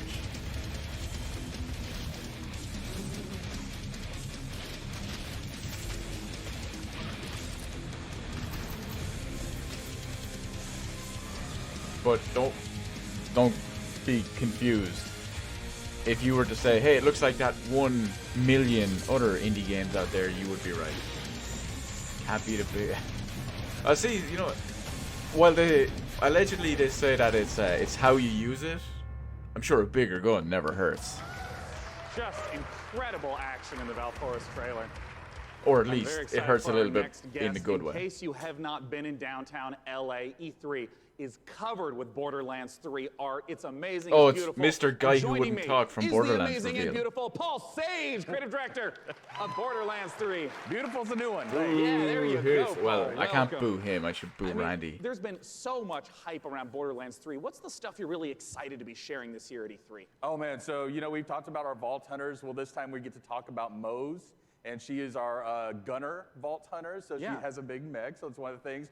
All about loot. We're talking about the different loot such as shields, grenades, those Yeah. things going to different planets. So a lot of stuff to talk about. Well, I mean, I want to start right off with Mose. Tell us Well, everything. if we're being introduced to Borderlands, Okay, yes, I'll tell you everything I can. So Mose, again, like I said, she's a mech pilot. She has this big mech. It's called Iron Bear. She gets into Iron Bear. Yeah. We have Diva. multiple action skills, which means that she can equip either a minigun or a railgun or a flamethrower. If you want to barbecue your enemies, something like that. Oh, So, nice. Mix and match. Yeah, Mose is a terrifically fun character for us right now.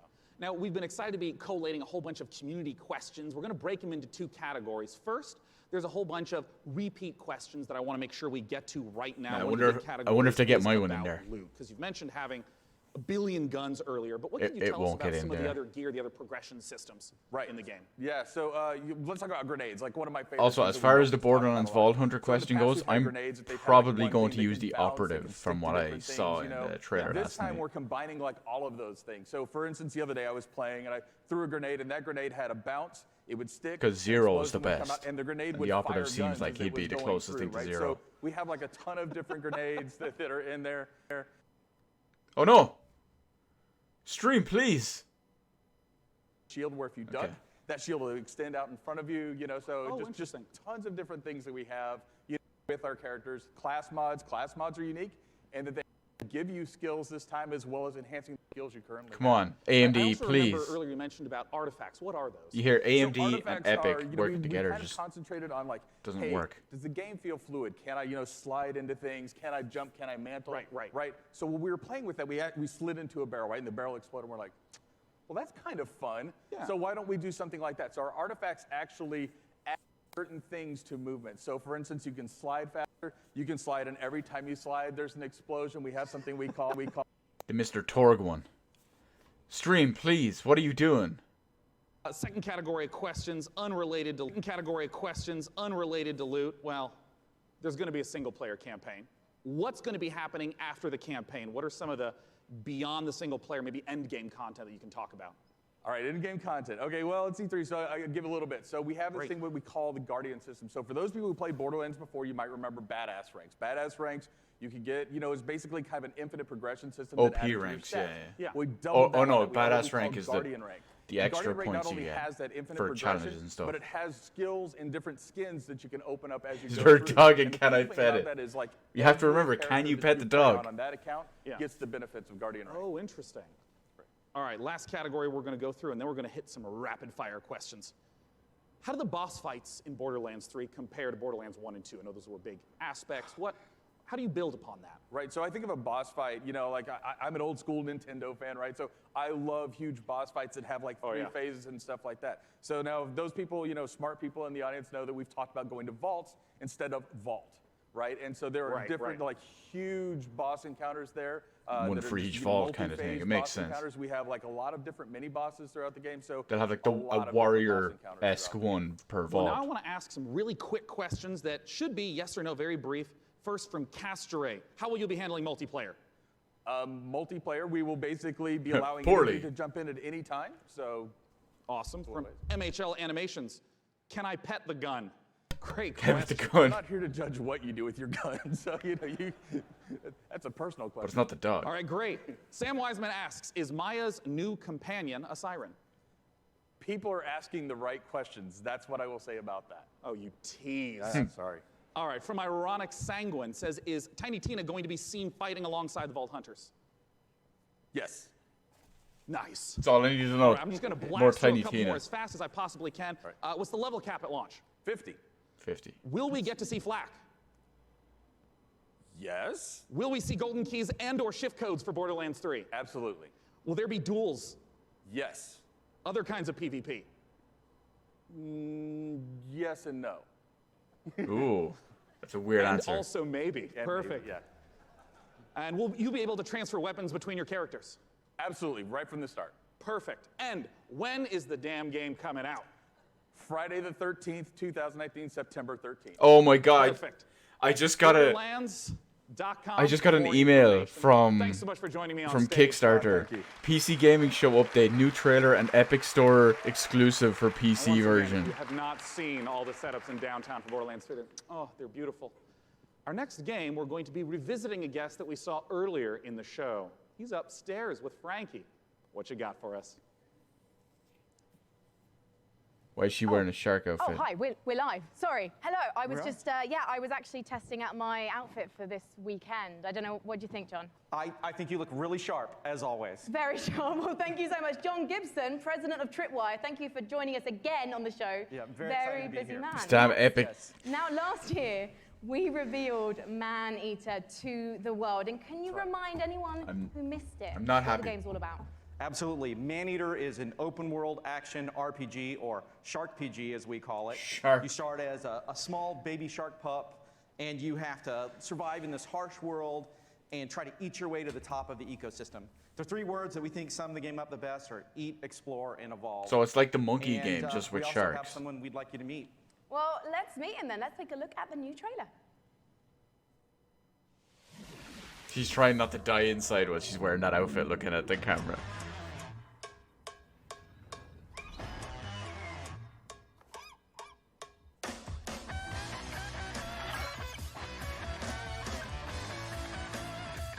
Wait. I don't know if I'd classify the Joker back there as a man-eater.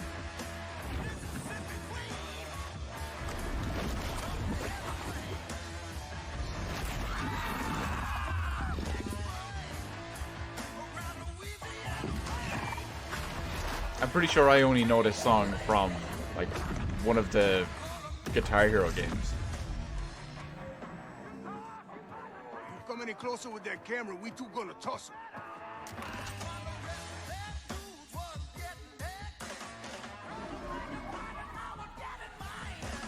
Yeah, Guitar Hero 3. Okay, that was it. It's been so long.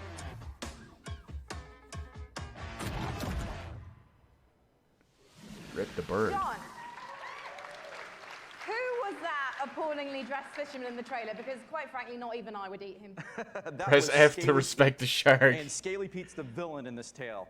Can we? Pete Will it go up is, full? Is a Will they get a best bar? fisherman in the Gulf, the best shark fisherman, or he'll tell you he's the best shark fisherman. You know what? I'm gonna And, contribute. He disfigures our baby shark at the beginning of the game and does some really nasty I things. contribute. So he's not a very nice guy. And now the story of Maneater is told through the lens of a reality show called Look at her Shark Hunters reaction. versus It's Maneaters. just. And it follows Pete Oh, and left Clay shark on its adventures. Look at him go. You know, it's a really, you know, it's a very exciting way to tell a story. And based on that trailer, to be honest, John, it looks like your main goal of the shark is to just bite everything. Yeah, Yes, that's what sharks do. There is an You awful kill lot of people. man-eating going on in this game. That is the name of the game. And but we'd like to think of the game as a shark-tastic fun action game. It's like GTA if you were a shark. But there's Shark Theft Auto? Grand Shark Auto? There is more to the game than just eating. So we spent a lot of time moving through the water, breaching out, and adding abilities to go up on the beach for an afternoon snack. There's a lot of exciting things that you can do in the game. And you mentioned before it's a Shark PG. How does that progression system work? So there's three facets to the Shark PG elements of the game. Shark there's PG. growth, He there's needs- life phases, and there's evolution. He's banking on that. So growth comes about through eating things, nutrients, people, whatever you can find. And that's kind of like your XP in the game. That allows you to level up. Your shark will grow a little bit. You'll get more powerful. And then at key phases that we call life phases, you'll make a big jump. So let's say you're a brooding teenage shark, and you're about to become an adult. When you become an adult, you take a big leap in size, a big leap in power and capability. And then as you reach these life phases, you unlock evolutions that can be Which applied to one parts of is the shark's body. depth? For example, you could get Doesn't ring a metallic bell. teeth that allow you to shred boats, or a powerful tail that allows you to jump to incredible heights, or you could get mutated lungs that allow you to spend a little more time on the beach getting those afternoon snacks. Just really quickly, John, everyone's wanting to know this question. When's it coming out? So we're really hard hammerheading away at this game. And So we're trying to really make hard, an and she awesome just shark looked at the RPG camera. I was ever. like, we're really hard. We're not ready to announce a date, but we're pretty certain you're going to see it before the next PC gaming show. Well, I hope we do, John. Otherwise, Sharknado I'm DLC. going to have to start biting people. In fact, I'm quite hungry at the moment, so I think actually I'm going to find an audience member because you guys look tasty. So I'll see you in a bit. I'm just going to have a snack. Thank you, John. She's gonna man eat them.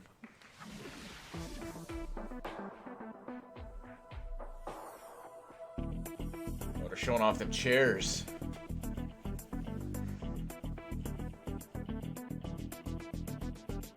That looks really uncomfortable for a head pillow.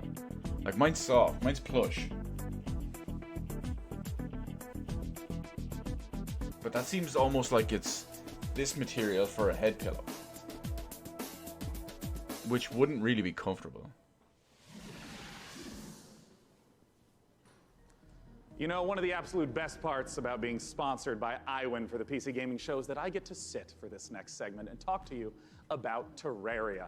Terraria is I one get of to the sit here. best-selling PC games of all time, selling almost 30 million copies. Not with one of Part their the reason chairs. why it's maintained such popularity is the fact that the developers Relogic continue to add content, going from 250 items at release to now over Oh, I've 4,000. seen that depth game. Let's take a look yeah, at their I saw ultimate someone expansion play that coming like up, maybe last Terraria year, Journey's End. if not even before. It had a brief like super popularity phase for like a week, didn't it? I remember that now. Wait, there's a new Terraria? I've never played Terraria. It always came across to me as 2D side-scroller Minecraft. But I did get a very Dizzy vibe from it. Dizzy as in Commodore 64 Dizzy. The egg Dizzy. I always got a big vibe about that from it.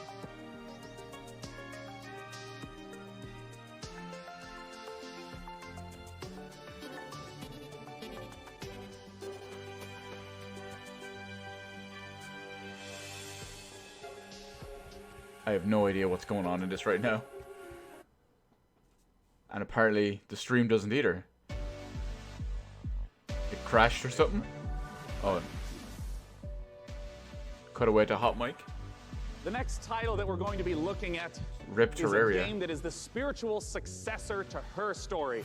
It's called Telling Lies by Annapurna Interactive, and joining me to talk about it is game director Sam Barlow and actor-producer Logan Marshall Green. Welcome, gentlemen. Thank you. Nice to be here. Yeah. My main man.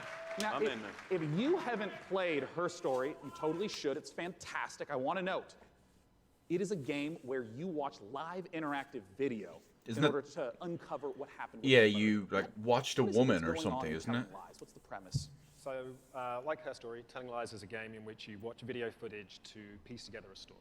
A And game this based time on we have a woman who has stolen an NSA based on lies. which contains begging. secretly recorded intimate and private conversations between our four characters. Something has gone terribly wrong, and it's up to you to figure out what and why. It's time to take a look at some of the gameplay mechanics and see Telling Lies in action. Let's take a look. See, back in my day, people made fun of these. What do they call them? People made fun of CG games. Or FMV games. Once upon a time. It's late. I gotta get her in the bath. While Beaver appears, I don't love you and I don't miss you. you missed a bunch of stuff. You already know too much. You missed a crushing defeat of mine, Beaver. It's late. I gotta get her in the bath. Alright, love you. Love you.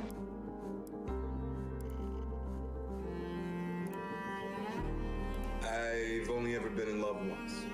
Philip CDI. I don't know. I'm more about the plumbers don't wear I was ties. 18, but I was too young and naive to handle it properly. My kind of game. I guess I still carry a torch for it, which makes me an incurable romantic, or It's all about Night Trap. underdeveloped emotionally. I'm a loyal friend. Night Trap. Do-do-do-do-do-do. Watch out, be. Oh wow! It's like Twitch Tot Simulator, the game. According to some of these images on here. Telling Lies, starring. Oh, I Sam, wonder if it's got going to some have questions for Todd you. Howard and Peter Now, Molyneux what we've DLC. just seen. I mean, talk to me about the mechanics. Special I mean, guest I Sean saw, Murray. You know, subtitles up, highlighting, and it was loading more video footage. What's going on?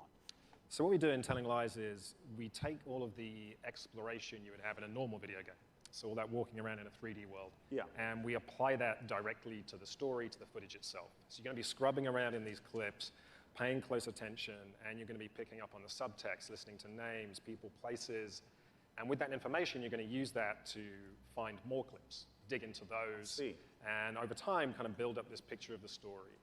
And it's truly like an open world video game.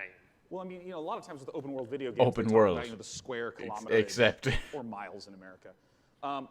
What's the sort of scope that we're talking about? Like, how many hours of footage is How open is the So world? like Well, it's over 10 different video files So worth. It's a story that encompasses like 2 years.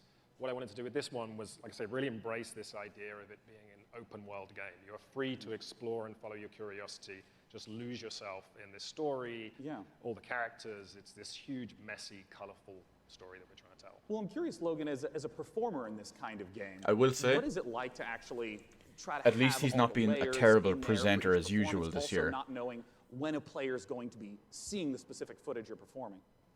Well, it's definitely a non-linear open world game, but our approach and Sam's approach was not unlike a movie or a TV show, and we had to understand it.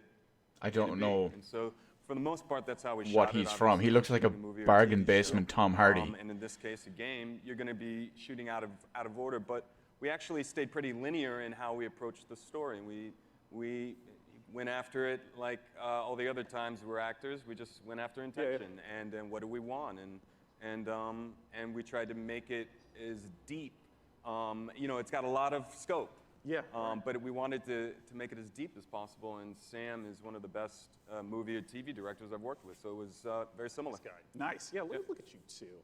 Now, of course, I do want to stress to any of you, if you have not played Her Story, it's quick to play through. It's absolutely brilliant. Please check it out in the meantime. But Notice he's recommending a course, game we're that's gonna on find out Steam and when not the Epic Game Store, yet they're Very sponsored soon. by it. Very soon, I promise. We'll have a date soon. Right now, you can go to Steam. You can wishlist it on Steam. We all love Steam. We all love Steam. Yeah, very soon. They said the S word. More during E3, and the game will be out, very soon. Fantastic. Desperate to get it out there. Yeah. And people to play it. as soon as humanly possible. Well, Sam Logan, thanks so much for joining It me was on Scarlett stage. in the living Once room again, with Telling the Lies. rope.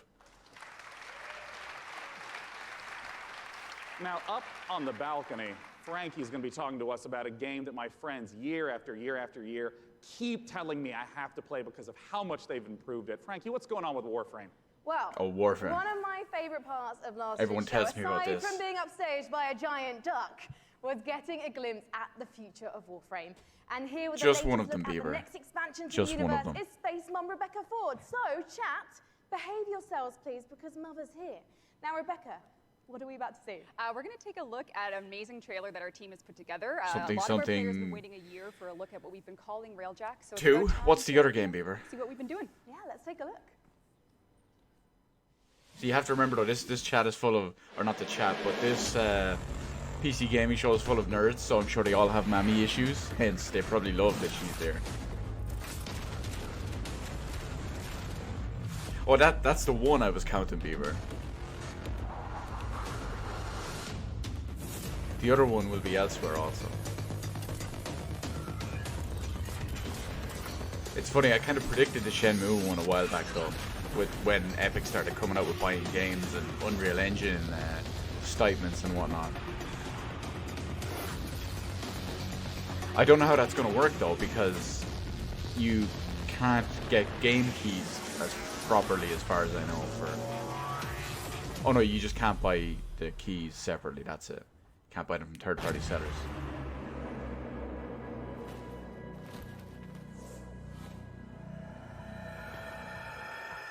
More Warframe stuff. Oh.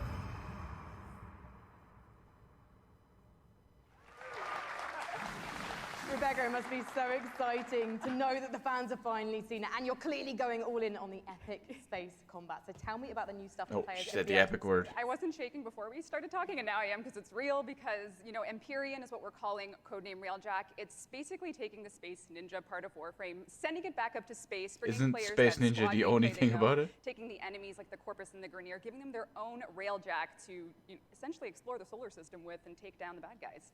And when are fans going to get to see more? Well, TennoCon is in London, Ontario. It's July 6th, and you can come watch it online on Twitch. We're going to be showing a lot more in our... Is that a Warframe con or something, or just something Today I'm different? getting a feel for the suit. So what's the deal with that sweet looking? No, necklace? it's not How do I get my PC only Kenner games, arms into Bieber. it? I cannot say that on live television, but there are ways. But yeah, you just have to link your Warframe account to your Twitch account. If you Some watch stuff is 30 minutes of our multi-platform. Tenno Some of live it's show, only you been can get shown it here at for the full first stream time. stage for the full Some of hour it because we got lots. is Well, thank you so much. PC Rebecca, and exclusive. good luck with TennoCon on July 6th. Thank you. Okay, now we've seen We have to some see. amazing stuff today, but nothing quite so gloriously strange as our next game. Developed by Brooklyn-based studio Feral Cat Den, it's an existential-based jazz odyssey set during the Big Bang. Yeah, it's actually blown my mind learning about this one. Buckle up, everyone, because we're about to get bonkers with Genesis Noir. Damn it, I have to... I'm trying to look something up really quickly here that's important. It's 2D indie, more indie, super hot. I'm trying to look something up here. I'm really digging the music though. Damn it, that's too late.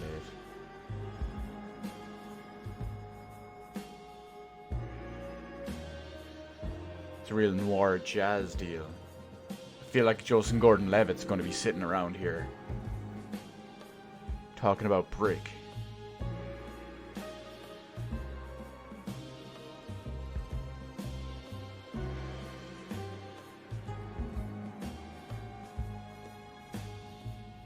No developer, it's not Genesis, it's Mega Drive here.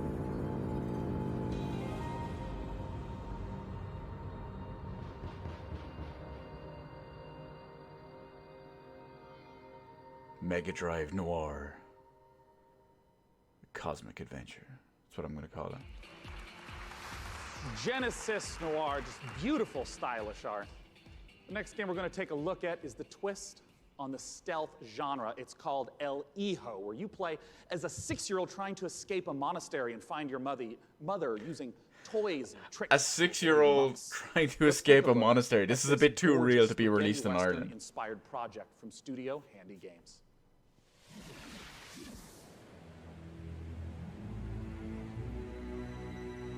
It's just a bit weird if it It's a bit too meta.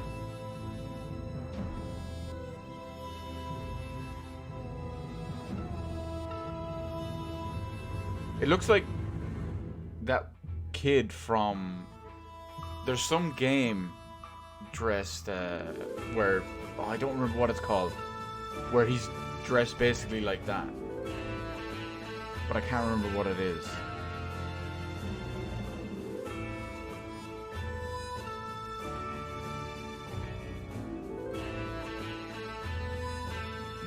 This is rough.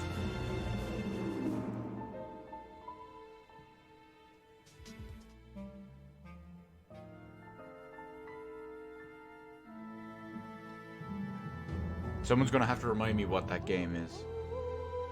Where he's dressed basically like this. This dude is dressed a little too formal for this shit.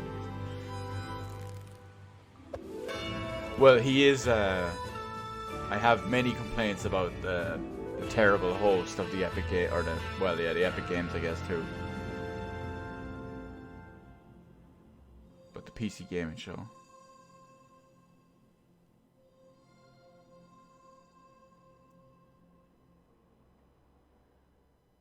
El Hijo. El Hijo. Once El again, Hijo. is the I title can't of the Spanish. trailer we just saw. For our final guest tonight, please join me in welcoming from Larian Studios CEO Sven Vinke, and from Dungeons and Dragons, sweet Baldur's Gate 3. creative director of Dungeons and Dragons, Mike Merles, to talk about Baldur's Gate 3. There was a pop there. I knew it. Yeah. I knew the pop was coming. Now, this was only just recently announced. How did this partnership come about?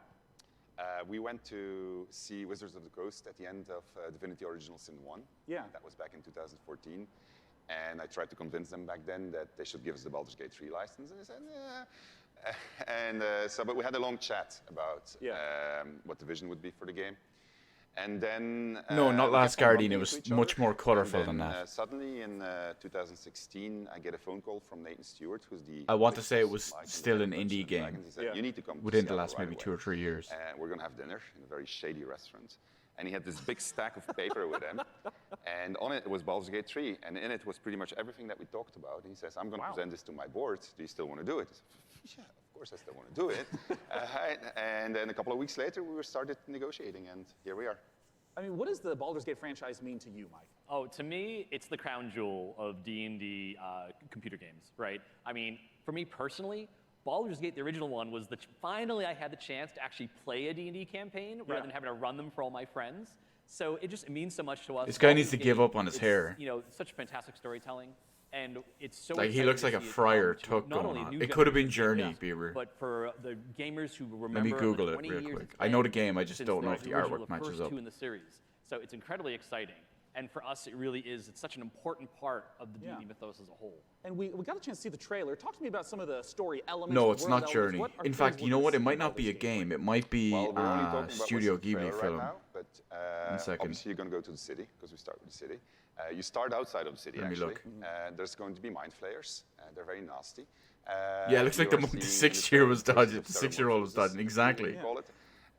It's accelerated, so that's not normal. Yeah. And you're going to see a lot of iconic creatures, iconic characters, iconic places, and that's as far as we go. I'm curious about some of the gameplay elements because obviously, you know, there's I a can't big find what I'm resurgence looking of for. Dungeons and Dragons, tons of broadcasts on Twitch. I mean, how do you translate some of the we'll find it insane some other things time. that players want to do into, you know, what has to be a structured computer game? So we He does kind started of look with the like player Sting, handbook, actually, doesn't which he? is basic rule set of Dungeons and Dragons. Which player handbook? Which edition? 5th edition. 5th edition. Of course it was And 5th edition. so We all- we they already ported, announced that. as much as we could to the video game. We looked at what worked really well. We looked at the things that didn't work that well because it is. I a got my video 5th game. edition It's books made for, upstairs. Just filmed them the other day for something. And so we started modifying those things, and then we had to add things on top of it because if you play tabletop, you have a game master, and you say, "Well, I want to do this." Yeah. And then the I game want to master. start a fight with a pigeon, and he's like, "Okay, roll for Sure. dexterity." Exactly, that's it. Or, So we you had know, to add here's the systems leader to of the make that dwarves. possible with I the game. punch him. But we've gone very, very far. Yeah, I mean, can you give an example of like a crazy moment that a player might do? Roll that 20. I punch it. You could actually play out in the game. Well, I could, let's say that we get into a fight because you ask a nasty question, I don't want to answer it. And I take the chair over there, I put it on fire, smash it on your head. Well, I just as an example. It's just an example. It's fine. We're just talking. He's thinking about this a bit too things much. That we have to put systems into the game for to do it, which are not necessarily going to be described inside of the book. Interesting. And I mean, like, Mike, in terms of your role, speaking to Larian Studios, you have tons of data of all the sorts of things that players do. What's the sort of information that you provide in assistance? Well, really what it It's comes Friar down to Tuck is, X I Elton think, the John story by the looks of support. him. You know, we think of Dungeons and Dragons, the universe of D&D. It's like a toy box for dungeon masters and players to go into and build their own stories. So working with Larry and working with Sven, a lot of it was just opening up that toy box and sharing it. And giving that kind of guidance, you know, like I remember one of our first meetings, we just laid out a map of Baldur's Gate and the Sword Coast and asking a lot of questions like, I pity that one guy who voted where do for we wanna Dragon go? Age What are the 2. cool locations we've always wanted to put into a game like this? And then in terms of the system support, you know, what does it mean in terms of the story for each character, for each character race, each character class, so that if you have your favorite class and it's in the game, you really feel like you're taking on that role that you love so much from the tabletop. It's really coming to life in an authentic way in Baldur's Gate 3. And we're going to talk in a moment about, you know, Baldur's Gate 3 release dates and whatnot, but we have a second game that we want to talk about on a new technology known as pencil and paper. I understand that there is a tabletop prequel coming for Baldur's Gate. Oh, I thought you were going to say Exactly. 6th edition so in for a Baldur's Gate, second. we think there's one saga, all the different games coming together to tell one grand story of this city. So on September 17th, we're releasing our next tabletop campaign, Baldur's Gate: Descent into Avernus, and it is the next chapter in the Baldur's Gate saga, and it's a prequel to Baldur's Gate 3. So if you haven't played a Baldur's Gate game since Baldur's Gate 1 or 2, this is your chance to check out on the history. It's been about 100 years since the events of Baldur's Gate 2. Yeah. So this will give you a chance to check in on the city, to see what's going on. I still have Baldur's Gate 1 and 2 remastered installed You also feature a complete because I want to level 1 replay 13 them for the campaign first time in that takes 20 you from the years. mean streets of Baldur's Gate to the depths of hell itself, and sort of pose to the players a question: Do you want to redeem Baldur's Gate or send it to damnation? So we're putting that right in players' hands to make that choice. Well, I have to ask Sven, it's a question on a lot of people's minds. When's it out? Can you talk to us about expected release time frames? So people have been waiting for it for a long time. Yeah. They're going to have to wait a little bit more when it's ready. This is the game that we want to play, so we want to make sure it's really, really good. And then when that's the case, then we'll release it. Well, I know a lot of people have been waiting a long Rip time. on that I think answer. I speak for a lot of people here when I say, take your time. If the Divinity Original Sin games are any indication of the quality, it's going to be fantastic and worth the wait. Gentlemen, thanks so much for joining me on stage. Thank you very much. Thank you. Ben and Mike talking about Baldur's Gate 3. Goodbye. To be honest, at shows like this and all, they should ban Why people are they from using their leaving? phones Well, it's and because tablets and the laptops PC gaming and stuff. show has officially concluded. Let's it's bring over. up on the stage the fantastic Frankie Ward. Just Come under here, 2 Frankie. hours. Hello. Well, Joker's thank you back. so much, Sean. Hasn't this audience been absolutely fantastic today? Guys, thank you so much for coming out to the 5th annual PC Gaming Show. We want Boo, to give an hiss, enormous thanks Epic to all of you Games. who tuned in live. We want to, of course, thank all of you who personally showed up this morning, and of course the sponsors who helped make this possible: Epic Games Store, iWin, Frontier, Funcom, Paradox Interactive, Hovercast, Perfect World, Rebellion, Tripwire, and Samsung. As you know, PC gaming is a platform. It's not a publisher or developer, so these sponsors are essential for letting us put on this show every year. Thank you so much. And I gotta ask Frank, any titles you're excited about? Well, I do love a baby elephant, so Just waiting for it to cut out in the middle of her talk. Awkwardly, then I also want to eat things, maybe elephants Oh, yeah. included, so man-eater, of course. I'm personally looking forward to Songs of Conquest, and as you heard, there's games coming out all across 2019 and into 2020. We hope you all have a fantastic E3. It officially begins tomorrow.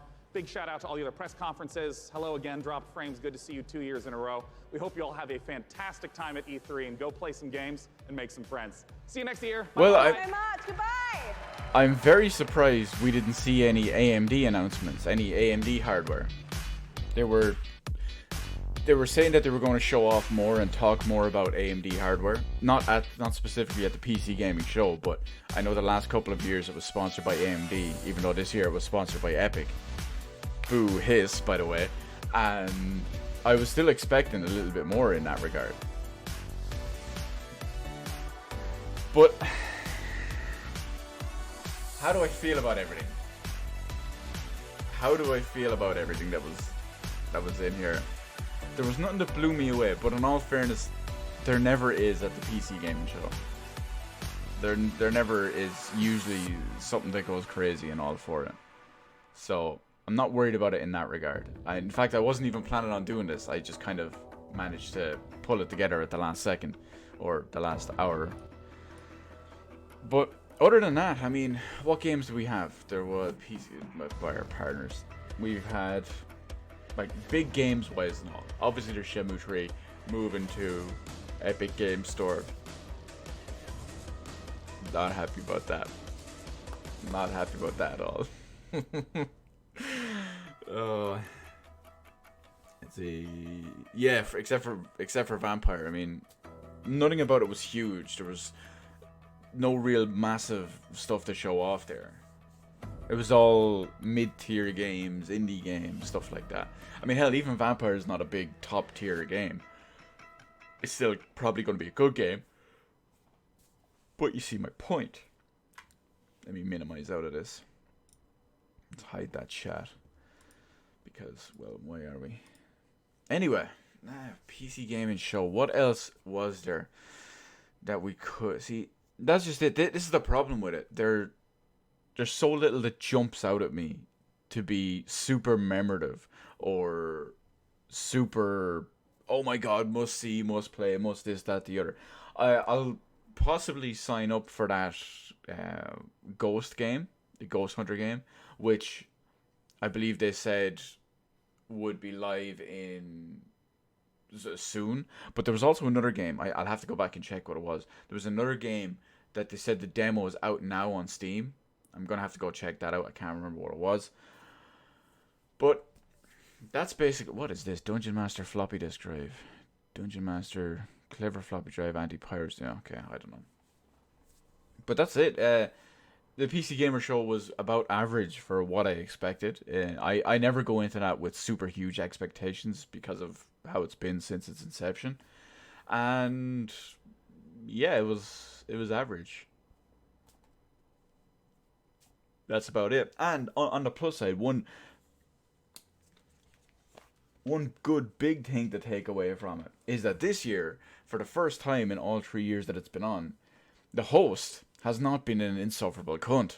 He's just been sufferable and a bit of a cunt. But let's see, you just oh, don't worry.